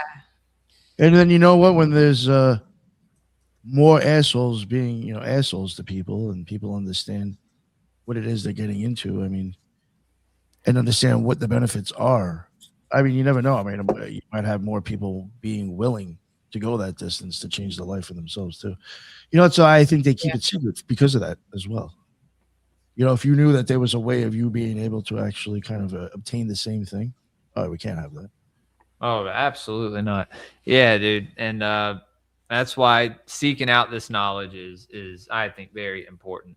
But when they put out stuff like this, when there's these these files that drop, you find all sorts of stuff that you find out, like, oh wow, yeah, I was looking into this years ago, vindicated, confirmed, all that stuff. So but are they feeding us the complete truth, or is there something to it, do you think, coming from them? Well, I think what they're sorry. I think they're just repackaging all of this other stuff that all these other people have worked on, Right. For hundreds of years into one solid source, and they're doing so without giving any attributions to any of the people they took it from. So I've seen so many different people's work reflected in what they're saying right now. Exactly. Yeah. They just didn't list them. Yeah, that sucks. That sucks, man. Huh. So right. I think Eros, I think it's your turn, isn't it? I think so. Yeah. All right. It may be helpful at this point to pause and recap the major aspects of our intellectual journey from time-space to the realm of the absolute. We have spoken at some length concerning the incredibly complex hologram, which is created by the intersection of energy patterns generated by the totality of all dimensions of the universe, time-space included.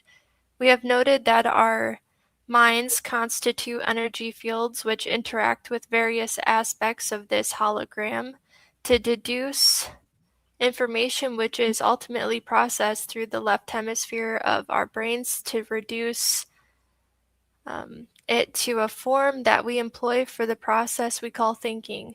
We have implied that this hologram is the finite embodiment in active energy form of the infinite consciousness of the Absolute. It is the title we assign to that vast pool of energy in a state of perfect rest over which the physical universe is layered, and from whence it comes.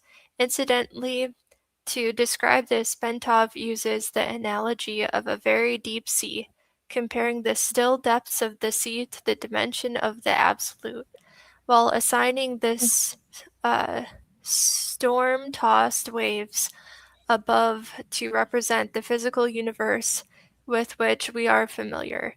The slightly agitated currents of the sea to be found in between the turbulent surface and the totally still depths represent energy in the process of either going into rest, i.e., approaching infinity, or coming out of rest. Damn. Wow. You want me to read? All right. From Big Bang to Taurus. Eris, are you sure you don't want to read this one too? I don't know. You've been talking about Taurus some. I'm actually painting a picture of a Taurus right now. Yeah, Funny. listen. Would you look at that? Buy Headless's paintings, guys. Offer him This is spelled different. money. Right? Throw money. Obviously, money. No, you can go ahead, Jules. Offer him services and just kidding. Don't do that. We'll buy his paintings. Do that. Support our boy, Headless Giant. You're gonna get those. I gotta get the rest of your. You have a Patreon, right? You're on Patreon. No. Motherfucker, we gotta start you a Patreon. Okay. Yeah, dude, I'm doing it. Okay, so. Okay, All right. I'm trying to find the tab. Do you want to read, baby? Here. I can read. No, she can read. All right. From Big Bang to Taurus. Working from the widely accepted Big Bang theory, Bentov presents a conceptual model to depict the process of time-space evolution. I don't need you to do that. It's okay, Jules. Sorry. I was trying to highlight it for her, okay. but I was just Depict the process. My contacts. Hold on. Process of time-space evolution. The relative position of the universal hologram. That hologram is often called a torus because it is thought to have the overall shape of an immense self-contained spiral. Basing his thesis on recent studies concerning the distribution of quasi-stellar, quasi-stellar objects, and operating on the premise that in the universe smaller processes tend to be mirror images of larger ones.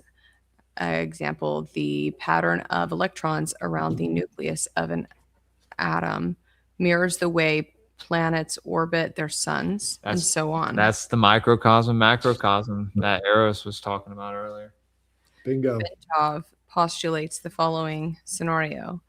Taking his cue from the observed capability of quasars to eject enormously concentrated beams of matter from their interiors in a controlled non-concentric version of the Big Bang, sorry, my contacts are dry, you guys. He envisages a similar process occurring in the generation of the universe. See Exhibit 4, next page. Noting that those galaxies located to the north of our own galaxy are moving away faster than those located to the south, and that those to the east and west are demonstrably more distant, Bentov regards this as substantive evidence that the jet of matter which expanded into our universe has turned back upon itself, eventually forming an ovid or egg shape. He sees matter in our universe entering the ovoid pattern following ejection from a nucleus composed of extremely compressed energy through a white hole. At the end of its trip to the far end of the ovoid, am I saying that correctly? Yeah. Ovoid. The Okay. ovoid, the ovoid. He sees it departing via a black hole. In such a model, time is observed to be a measure of the change which occurs as energy evolves into new, more complex forms as it progresses along the distance from the white hole side of the nucleus around the shell of this cosmic egg until it enters the black hole. In other words, as energy expelled from infinity and confined within limits by the conscious of the absolute achieves form and motion following ejection from the white hole at the top of the egg, time begins as a measure of the cadence of this evolutionary movement as reality goes around the shell of the egg on its journey back to the black hole at the far end. Okay, can I just say really quickly, I feel like this just covered so many different concepts and so many different religions. And Yeah, also the this Orphic is- egg, Eros. Yeah. And this is why Steiner Big is my time. favorite philosopher, is he includes all of this about evolution, right? Yeah, totally the Orphic egg, and it makes me think of the north node and south node. Yep. The Chinese have the egg too, and so did the Egyptians. The egg is everything, dude. Even in Yes. alchemy, you How know, did they know? substance, the I know how they knew. an I know how they alchemist's knew. egg, How do right? they know? I know how because they were holograms of the original process. Of course, they knew they were part of it. Yeah, exactly. Because God, right? Mic drop. God will reach anybody, anywhere if they. Mic drop. Yeah. No. Yeah. Yeah. Wow. I guess the egg came first, then Stu of mine. The egg always comes. I answered Dude. it. Okay, not always, but in this case, I was talking to Headless about that. I was like, yeah, you know, the primordial egg comes first, right, or the Orphic egg, but right. Some people are making claims right now about eggs coming before chickens, and that's silly. That's Well, why think in about DNA tests they can trace back to a mother. Right. It always goes back to the mother. The mother has Mitochondria. It's the priestess chicken. Oh, that's another EBR theme, guys. We're gonna have a priestess chicken with a Freya Chicken head. sigil on her. She's gonna be one of the Orlin, the priestesses, I guess, and we'll do like maybe a Robin Hood. You know the this is silly, but the Disney getting movie furry. Robin Hood. There is a little nun who is the chicken. I don't know. I'm just thinking of stuff, maybe, guys. We'll do the little chicken nun from Robin Hood with the Freya sigil on her from the Orlinda cover. Well, we could look at the Hermetic god, the chicken-headed, snake-footed god. What is his name again? Abraxas, dude. Abraxas. Yeah, Abraxas. He's like the son of Xavier, the Renegade Angel. Have y'all ever watched Adult Swim before? Probably. Oh, yeah. It's a show called Xavier, Renegade Angel, and it is fucking retarded. Never saw that. It is amazing, and it is about Abraxas. The dude is Abraxas. Oh my gosh! I know what you're talking about. He has the beak, and he's brown with the two. He has one snake leg, and he's just like, like he is fucking stupid, dude. And Nick's seen it. Nick's seen Xavier Renegade Angel, and maybe we should watch it on stream because there are all these occult themes. Oh, the Adult Swim shit is wild. Yo, Yeah. Headless. Oh, Yo, Xavier Renegade Angel stream soon, dude. We're gonna do an Occult Reject special, guys. Y'all better show up. Actually, we probably can't do that on YouTube. So but we can do it on Rumble and better everywhere. get Rumble accounts, everybody. Yeah, there we go. All our YouTubers over here. There's a lot of Look, stuff I would do on Rumble, not on here for sure. I like that. Right. movies and shit. I just won't do it here. Oh, dude. Hey, I mean, we could do it on my channel, then come to the Gray Pill channel. But I got We all got Rumble channels. Will. Hey, Eros and Ethan, you guys got to get Rumble channels. You got to get Rumble channels, Eros Love this and Ethan. It is a requirement now. We got to get. We all have to have Rumble channels so we can raid each other. Yeah. It's gonna Just be look amazing. at All this right. yin yang ovoid, right? Yes. That's just amazing. And it makes me think, of course, they thought the planets revolved in circles for a long time until they figured out that they more go in oval kind of shape, right? Oh, wow. Look at the heart. That's where it comes from. Yeah, abracadabra. Comes from a The stylized rendition of a simple torus. So they're trying to give you a torus, but they're making the shape of a heart. And it has the double strand helix in the middle too. And this thing, I mean, look, they totally ripped that off in all the sci-fi movies that are trying to show a black hole. They've got the same deformation pattern of the light as it's passing in front of it. Interesting. And I mean, let's not. Hey, go back up to the to the diagram again. Oh, which one? Nick, This one? or headless? No, the one we were just looking at.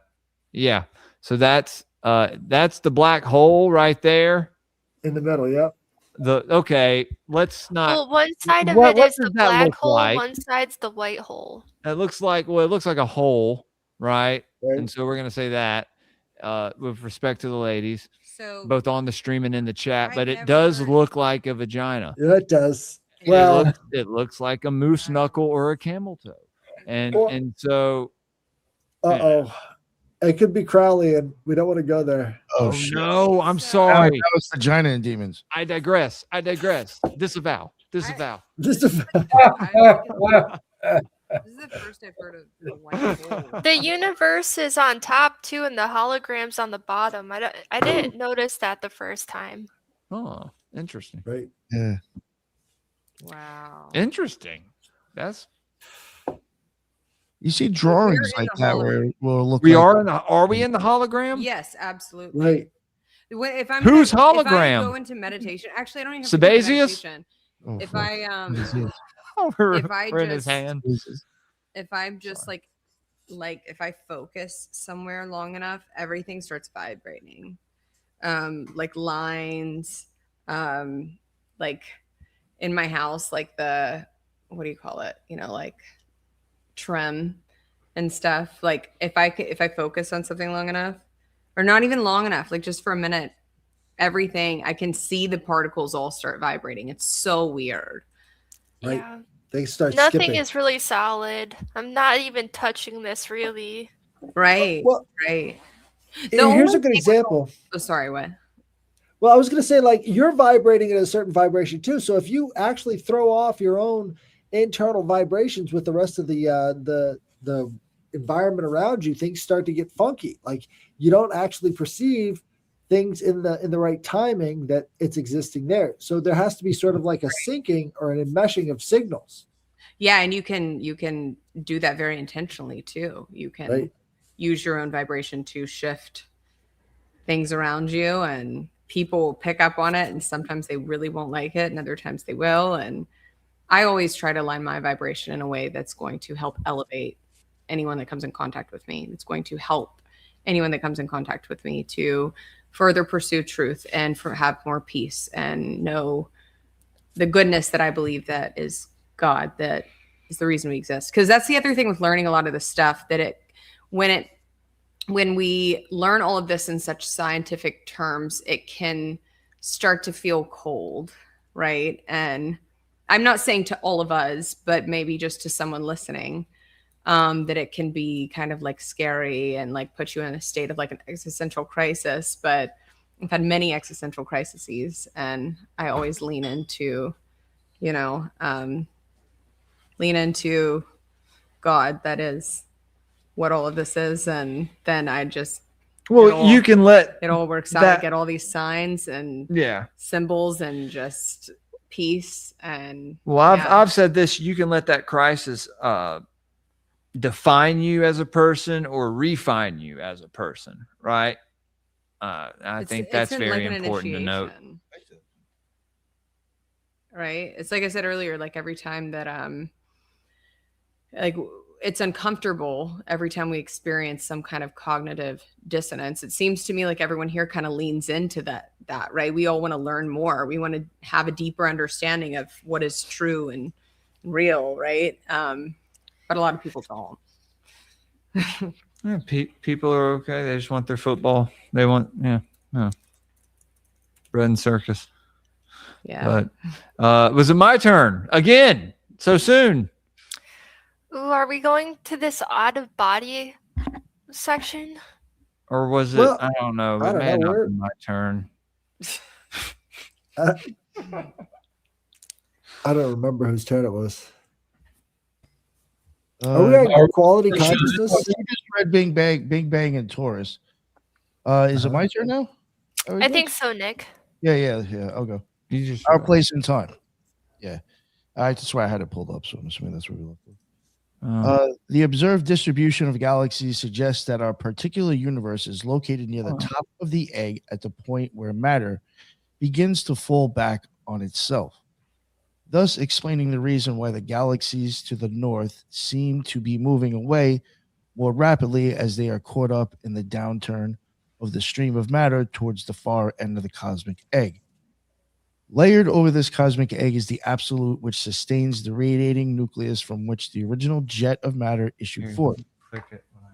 As the stream of matter moves around the ovoid towards its destination at the black hole, where it will be reabsorbed into the radiating nucleus, and then the absolute, it generates the interference pattern within the cosmic egg, which constitutes the universal hologram or torus.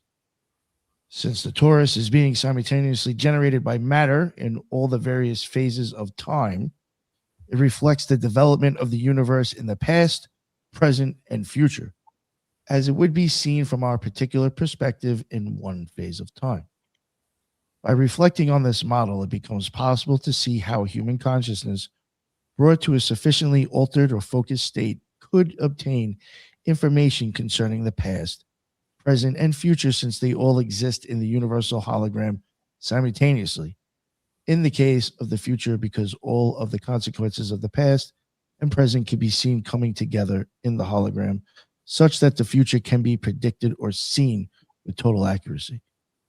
Moreover, it is possible to see how the implosion of energy patterns would cross and recross to create an incredibly complex four-dimensional hologram of torus, in spiral shape and in reflection of the multi-dimensional developing pattern of evolution.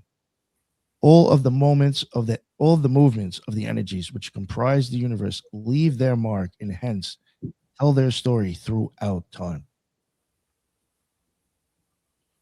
Some deep shit right there. Mm-hmm. Is that the universal subconsciousness, or I mean, some people call it the Akashic record, or there's lots of different ideas of like a base level information field. Halls of Amente, dude. This is what Thoth talks about. It was supposedly in the Emerald Tablets, right? Right. This place where he goes to rest for thousands of years, and it's like this, hall of records where he records things there and then reincarnates. So people look at it in different ways. Amente is a dimension, I believe. It's talked about in other occult texts, I'm pretty sure. Right. And mente means of the mind, right? Right. And wow. Yeah, dude. Yeah. Or it means without mind, which would be even more interesting.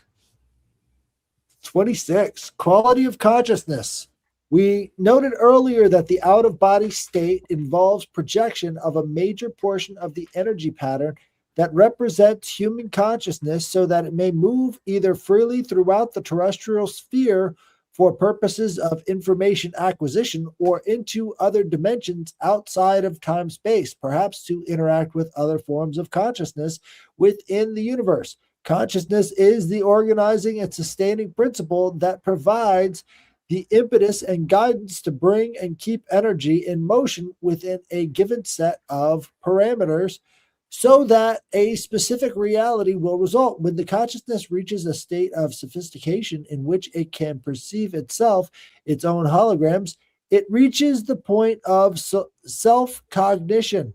Human beings have this form of elevated consciousness, as does the absolute, but in case of the latter, it is a function of omnipotence in perceptual unity when energy returns to a state of total rest.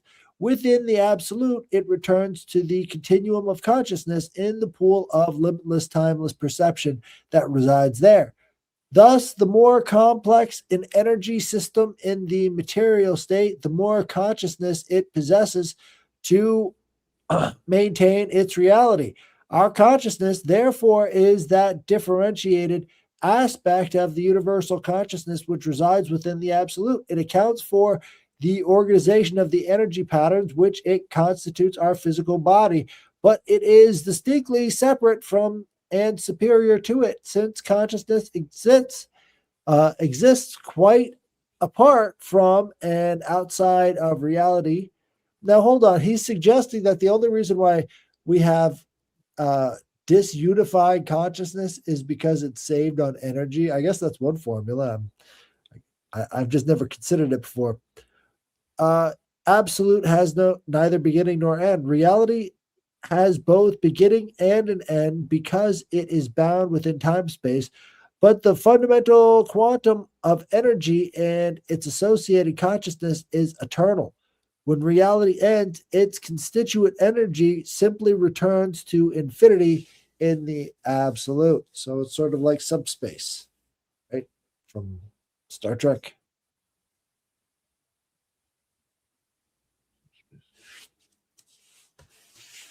That's how they send messages across the galaxy. They're sending it in subspace, which is just something they invented to say that they were able to send it faster than light. Email. Right. Fascinating. Let's see. Should I read the next one? Yeah, I think after this, then we'll stop here after this one. Sounds good. Consciousness in perspective. Having ascertained that human consciousness is able to separate from physical reality and interact with other intelligences in other dimensions within the universe, and that it is both eternal and destined for ultimate return to the absolute, we are faced with the question, so what happens then? Since memory is a function of consciousness and therefore enjoys the same eternal character as the consciousness which accounts for its existence, it must be admitted that when consciousness returns to the absolute, it brings with it all the memories it has accumulated through experience in reality. The return of consciousness to the absolute does not imply an extinction of the separate entity which the consciousness organized and sustained in reality. Rather, it suggests a differentiated consciousness which merges with and participates in the universal consciousness and infinity of the absolute without losing the separate identity and accumulated self-knowledge which its memories confer upon it. Should we look at that picture? Yeah. You want to look at it for a second? What the hell? Arrow, so you posted this, I think, right? That picture, yes. Yeah. I saw you had posted this on Twitter. Do you want to scroll up to it? Yeah. What is the galactic north? Galactic north and galactic south. What is he trying to imply with this? The universe, Taurus. Someone noted that they were moving at different speeds, and that's how he different. Yeah, because the speeds would indicate the quantum entanglement, the speed of one particle being connected to the speed of another. So all of these different universes / galaxies just vibrate at different speeds in relationship to each other, I guess. And Right. so he's sort of implying that. Wow.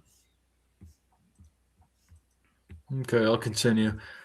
What it does lose is the capability for generation of independent thought holograms, since that can be done only by energy in motion.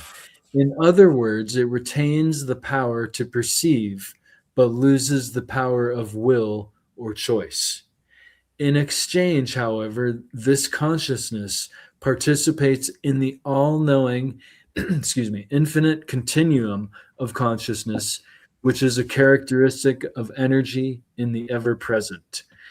Consequently, it is accurate to observe that when a person experiences the out-of-body state, he is, in fact, projecting that eternal spark of consciousness and memory, which constitutes the ultimate source of his identity, to let it play in and learn from dimensions both inside and outside the time-space world in which his physical component currently enjoys a short period of reality.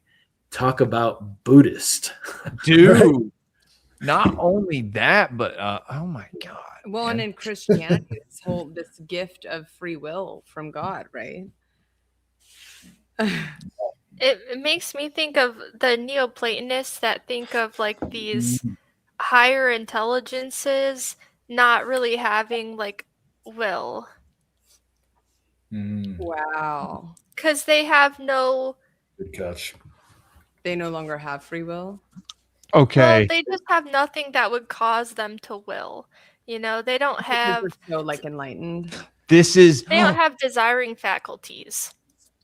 Just think of the vibes. this is the eternal spark, and you could say the identity or the ego, that separates. And this is Credo Motwa talks about this in his book, the Zulu shaman, who was real good friends with David Icke.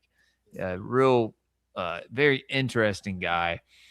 Basically talks about the Moya and the Ina being like the two parts of the soul, and how one part kind of stays here when we pass on, and the other part is what we take with us to our next life, or wherever we, if we ascend to some other higher state of consciousness and some other dimension. But there's another part of us that stays here, and either I don't know if it can take up form, or if it just kind of is like your etheric shell, I think, is how Hall has described it, as well as Paracelsus, when he talks about the elementals and stuff. But yeah, that's just some fascinating stuff, man. Yeah, it's like the spirit and the soul, kind of. Yeah, that's it's called the Moya and the Ina. Y'all should look. I mean, dude, we can do an episode on, we can do a whole episode on Kratom, and I'll present what I've read in this book. I'm still not done with it, but I can finish it in a couple days. Same as like God the Father and then the Son. What? Christ. What do you mean? On the Like the macrocosm? same, yeah. I Right? think Because so many of these stories are the it's. same Oh, kind of story over and over I don't again. think it's just the sun. I think it's more. I think all the emanations that people have encountered, in their ethos and their mythos, throughout time in each culture, are these emanations from God. So Right, that's right. kind of more of what I think it is. Yeah. But Well, you got to think about the vibes too. Like we think of the moon giving off certain amounts of energy during different phases. These different planets, as they're in conjunction with one another, they're giving off other types of energy that's been characterized in ways that, give it a personality. So there's all sorts of other different energies interacting at the same time that sort of go along the kind of spectrum of personalities that usually apply to these different energies. I just wanted to say too, the Neoplatonists also believe, right, in the nous and the world soul, and that the world soul is kind of what actually brings things into form and manifests things, whereas like nous is like the ideas, the intellectual structure. And so it's like here too, they're talking about if you don't have like I think they were saying like you can't create a hologram if you are separated from that energy. I thought that Yeah. was kind of Yeah. Yeah. interesting. And it's also interesting because the ancient Hellenistic astrologers say that the moon kind of reflects the sun and brings Bingo. things into form. And the sun is like that would be more like the spirit, and the moon the soul, and the sun is also that karmic component. So that memory that is held of you that continues after you die, it's all like kind of mirrored there. Yeah. Yeah. Absolutely. Absolutely. Yeah, that's like I've heard people talk about, or I heard a man once talk about that had a near-death experience. And he said he was shown like just it was almost like screens, and he could go in and experience every moment of existence of every human being to ever exist.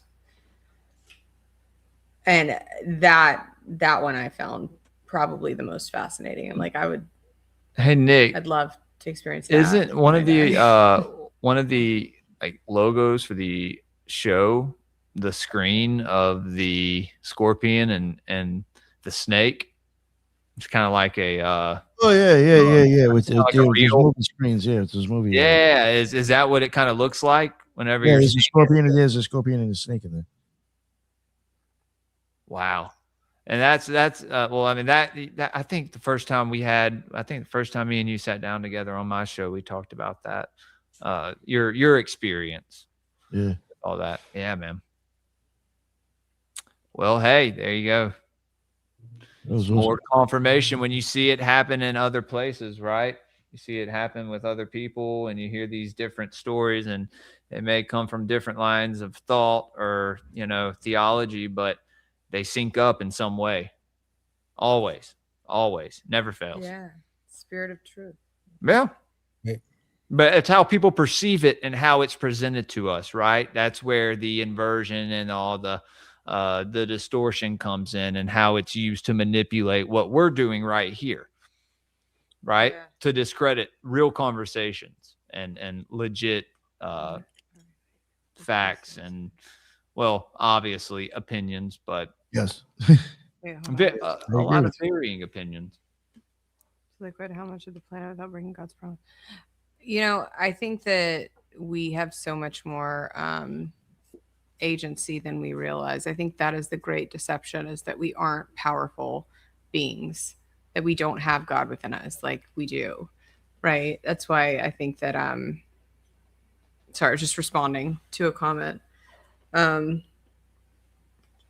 I don't know. I think that all of the occultic black magic that the elites are doing to, manipulate however they see fit. I think we can counter any of that, and humanity can continue to exist. And right? I mean, I don't know. The only thing I don't like about putting all of this in scientific terminology, which I think is helpful, is just in another way of putting God in a box kind of thing. I love having these conversations though. But like, I don't know, God's an artist. They kind of left that out. Yeah, but are we on 28 or are we gonna? I think we're gonna wrap it up, Headless. I think that's what Nick said. All right. Yes. Yeah. Where did you finish off, Ethan? 28. We're at 28. All right.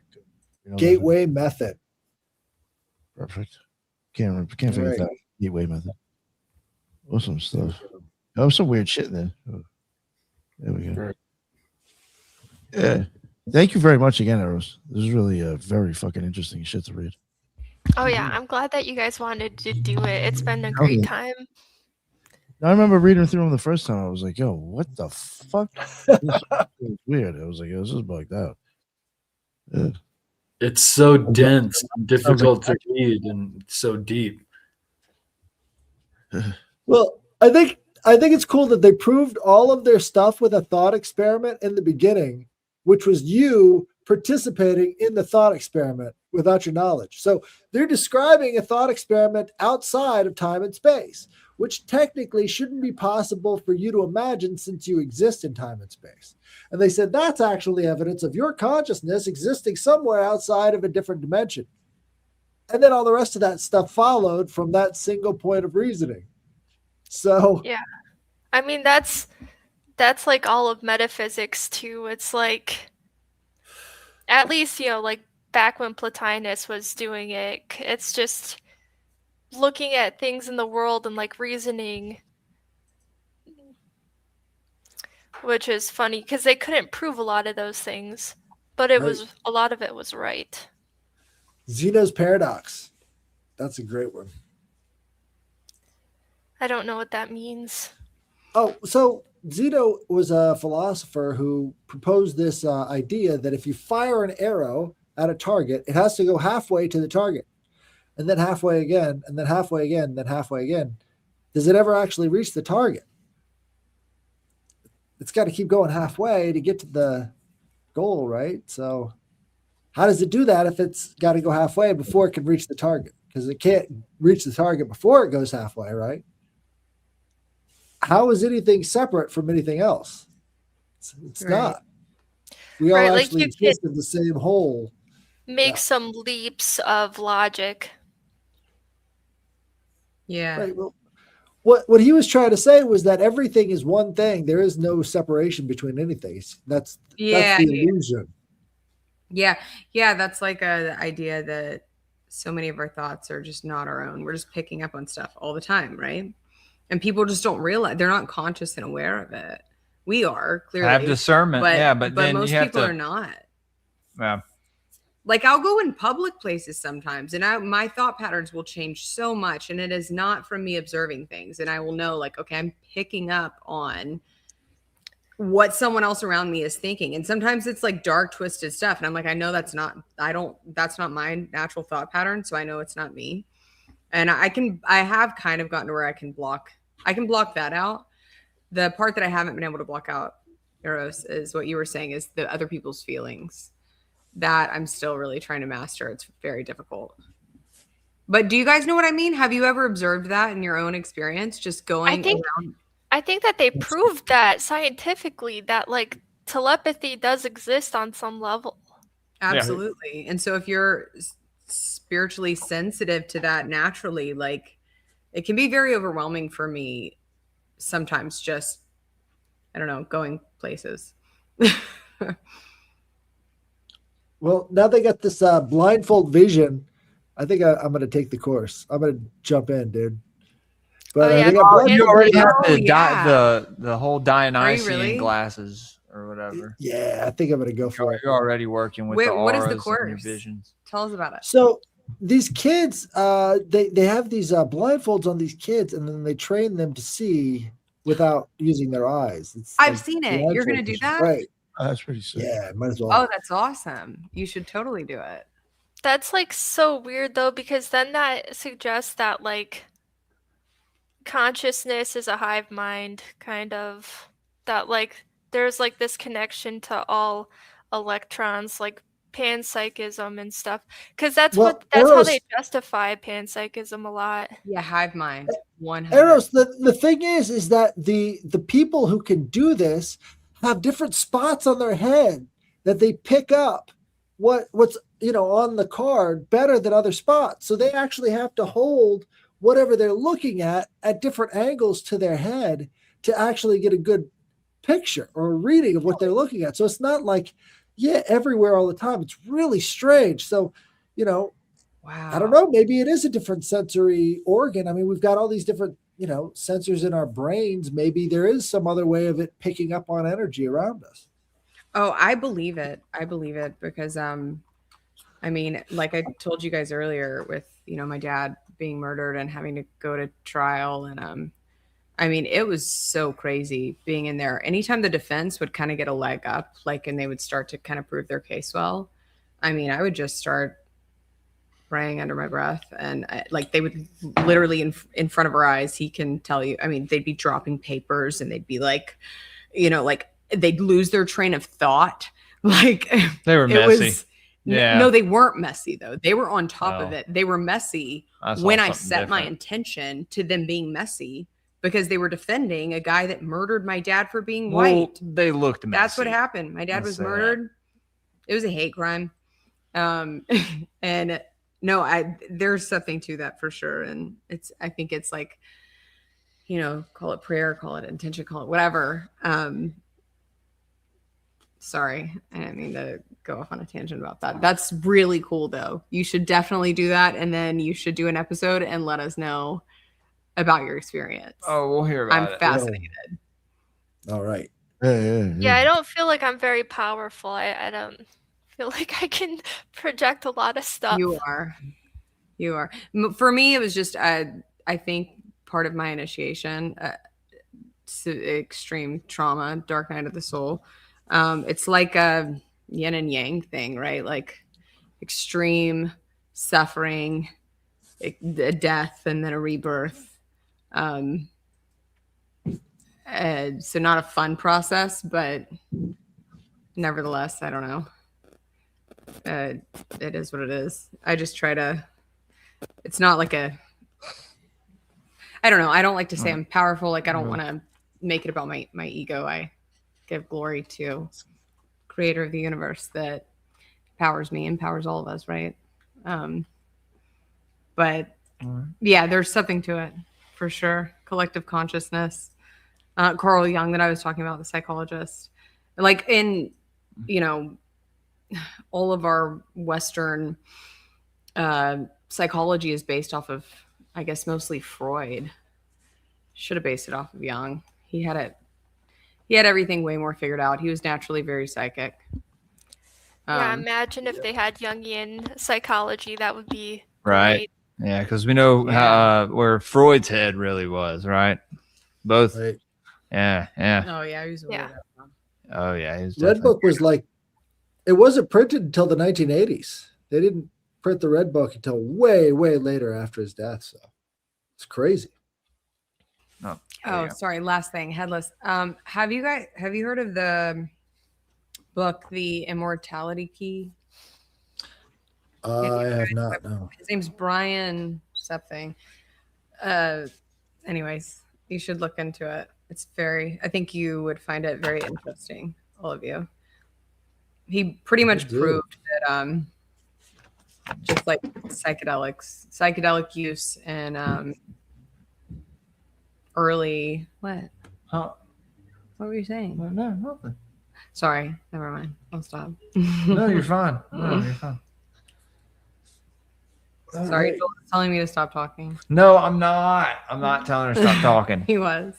I'll stop talking, you guys. There's no way we have to wrap it up soon because it is getting late. It is. And we have a show early in the morning. This is very fun. Thank you guys for having me on. Of course, yeah. Definitely come back to the old. Well, we're gonna have to have a part 3, right? I think I could do it in 2 weeks again.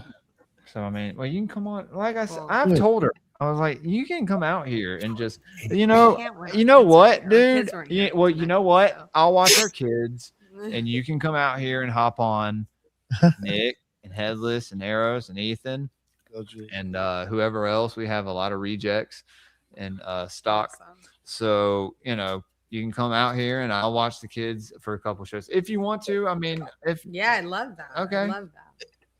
well, But so yeah, y'all Jules has to may get a take over surprise. all the free time with our kids. Well, you gotta stream it to your channel and stuff, and you gotta get people following your channel. We gotta beef your channel up. I mean, I created all her stuff for her about a year ago, and I I said, was- we've been busy and I'm busy. so trying to get her to, because she has a lot of good ideas for episodes and stuff. So I really wanted to actually put it out there and not just keep it all, I want to put it bottled out up. there for it to reach the right people.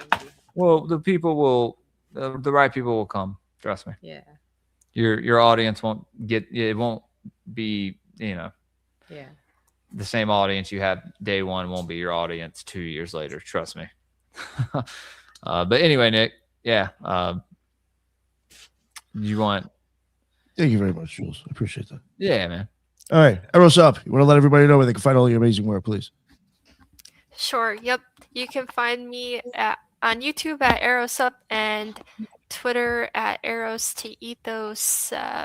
Me and Headless do an alchemy podcast on Mondays, and I have a handful of deep dive videos and Neoplatonist studies on my YouTube. So go check those out. Thank you very much. Thank you. And Jules, please let them know where they can find Grey Pill and everything else. Oh yeah, man. Well, again, this was another banger as always, guys. And I'm glad that Olivia could join us this time, and hopefully many more times. But if you want to, y'all go follow her. Go follow her. YouTube and Rumble, Babelon Podcast, Twitter. I don't know what your Twitter is. Lady __ 3 Mystique. underscores, lady 3 underscores Mystique, One and or then two underscores. I don't Instagram, remember 'cause I don't care. Lady Mystique on Instagram. Or Yeah. yeah. Don't follow me on Instagram. Yeah. Well, anyway, I don't know. I mean, she probably has a Spotify that I create. I think I made you Spotify, Apple Podcasts, all the stuff that I have for me. So y'all go follow her over there, and it still has a episode 2 of her podcast that she never dropped. It's pretty good. So Oh yeah, I have.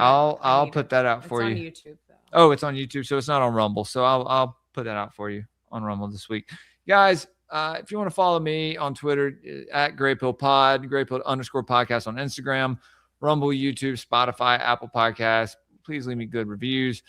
Please be nice. And then if you want to support the show, patreon.com/Graypill Podcast. If you're a Rumble person, you go to locals. I'm gonna post the link for the show tomorrow morning over there. We have an esoteric book review, Pizza Sophia Part 3, and Epic of Gilgamesh. The wheel spoke, and we will answer. So it's going to be, we'll probably do Gilgamesh second on Patreon on the paywall. So Wait, that's what you're doing next? that's tomorrow. That was the names during the spelling bee today. Gilgamesh. Wait, what? During our My son did a son's spelling bee today, and one of the names was fucking Gilgamesh. He won one of the first in the county. Gilgamesh Yeah. and Sumerian was one of the names. It was a very short spelling bee, and they chose those. Okay. Those two Okay. words, sorry. Everyone watching my show knows by now. This shit happens all the time with me. Synchronicities line up. My friend Josh was like, "Well, I'm learning Sumerian," that she works with, that we both grew up with. Yeah. And so, yeah. Elohim etymologies. This is a sign. Elohim etymologies have to come back. Headless, I need you. You know, maybe it's a sign that we should bring back brick communication. Like if we could just talk to each other with hardened clay bricks, I think we can get around this whole problem with the internet, censorship, everything else. You can't do it anymore. This is censorship resistant communication we need to bring back. But anyway, guys, check out our episode, our Rustic Gods episode that we did on Etna, Mount Etna, Wednesday. Me, Nick, and Headless is a banger. Go check that out. If you've been following the Rustic God series that we're doing on the Occult Rejects, you're gonna get an intro in there soon. Also got new stickers. Where'd you put those stickers? I know you did something with them. Your hat's on top of them. It's not. Oh, well, I just moved stuff from over here over there. Nick, sorry. All right. Well, I'm gonna grift these stickers because I usually have them right here in front of me, but they weren't right here. I got the new Gray Pill Dale Cooper sticker. We got some Twin Peaks stickers we're This is printing. the anniversary, 1 year anniversary. Since We're not doing an anniversary. We're doing a 3-year anniversary. I said Not since he died. Today's 1 year anniversary since David Lynch. David Lynch. Yeah. And then Today is? Gods of the Morning Wood. Yeah, I'll be sending you guys some sticker packs, so don't worry. I believe it's either 1 year anniversary since he died or his birthday today. Yeah, just recently, I think it was. Yeah. Yeah. And Thursday, Jonathan and his co-host from Metamystics will be on Gray Pilled. So y'all check that out. It's at 9 Central. Jonathan's the ex-co-host from Cult of Conspiracy. So it's going to be a banger. Going to be a good time. I got a lot to talk about. Donkey-headed gods and all that stuff. So yeah, Headless, tune in. All right, you got it. Someone who's a hypnotist, isn't it? He does hypnotism too, right? Jonathan does hypnotism. Yes. And I plan on talking. I got think him on. Rat told me that, and I was like, yeah. I didn't know that. Some things you don't know about people. Anyway, but yeah, no, this was a fun episode. Thank you for having us on, Nick. Yeah. Of course. Thank you. Really Ethan. Stay great, build You guys are everybody. all awesome. Well, salute everyone. That was awesome. Of course, I can't wait for the next one. Ethan Indigo Smith, easy to find. I write frequently and do participate in great podcasts like this as well. So I'm easy to find. So thanks, everyone. Yeah, so he's got plenty of books too. Go check him out on the Ethan Indigo. They're all on Amazon. Right, sir? I got to get one of those, Ethan. But yeah, I think I like to say meditation, it makes time. People say meditation takes time, but it actually makes time. Some ideas are like that too. Like it. I need you to book on my Calendly too. We can talk about it later, but Definitely. need you on Gray Pilled. Yeah. I was wondering if you were, if someone wanted to get one of your books, which one would you recommend them read first? Well, the most well-read one is The Geometry of Energy. That's the one that is most widely read. Although The Matrix of Four, I think, is powerful, as well as I think I'll get that one. the Fourth Initiation. I wrote too. The Tao of Thoth. I dropped that right when the pandemic hit. And I think it might have gone a little bigger if it was dropped at a different time where the East and West coming together was not so taboo. And of course, the world was distracted with the sickness, but also it was like my whole idea was bring the East and West together. But right at that time, that was not like the popular idea. Well, I mean, But yeah. Thanks, most Nick. Western, a lot of Western esotericism comes from Eastern mysticism. So Sure. Yeah. You remind me a lot of my brother, and that's a compliment. Oh, He's cool. brilliant. He lives in Hong Kong. Appreciate that. Nice. Headless Giant. Yes, All please. right. You can find me at the Headless Giant on Twitter, on Instagram, on YouTube. And on Mondays, I've got Alchemy Mondays with Arrows Up, which is going to be kicking off again here pretty soon. And on Sundays, I've got the Trialogues with Ethan and Ricardo, which is always fun. We always find a way to take everything and then associate it back to itself. It's a good time. You guys would really enjoy it. And also, I got the book review usually that I do on Saturdays with Jules, and we'll figure out another Rusted God sooner or later. Oh, Thursdays, the mailbag. So Yeah, mailbag on Thursdays. We're going to try to start doing Rusted Gods on Wednesday. So who are you saying next time we're going to do Eros and Eros and Psyche. Psyche? Yeah. That sounds good. You can join us for one of those too. If you want. You can join us for any of them. Well, Headless, you're awesome. Ethan, you're awesome. Eros, you're awesome. Nick, right? It's Nick. Yeah. I remembered, and I'm terrible with names. Nick, you're awesome. You guys are all so awesome. This was so much fun. Thank you guys so much for having me on. This was like the most refreshing podcast experience I've ever had. Jules had to like start my podcasting journey with just ridiculousness. With so this was great. Sunday Chaos and Schizo News Network. This So, was great. Oh. and Nick You guys are Nick great. joined the Schizo Great News Network. He vibes. never came back on. Nope. Good. You have a yeah. That's, smart, You're yeah. wise. Yeah, you get canceled real quick hanging out over there. Yeah. You think? There you go. Listen to this guy, Jules. I had to take a shower after I left that show. Listen to Hey, it was over a year ago. Seriously. Yeah. Imagine me. I'm like so like spiritually sensitive. I was like, oh my God, I have to go like We love you, Nate. anyways. Thank you. All right. Yes, no, thank you. Thank you. Thank you everybody who jumped in. There was a bunch of people in the chat. Oh, we got 93 people exactly live on all platforms. Oh shit! Whoa. Rally confirmed. Nice. 93. Yes. So thank you everybody. That was that was wild. That was some deep shit. I really look forward to finishing it off.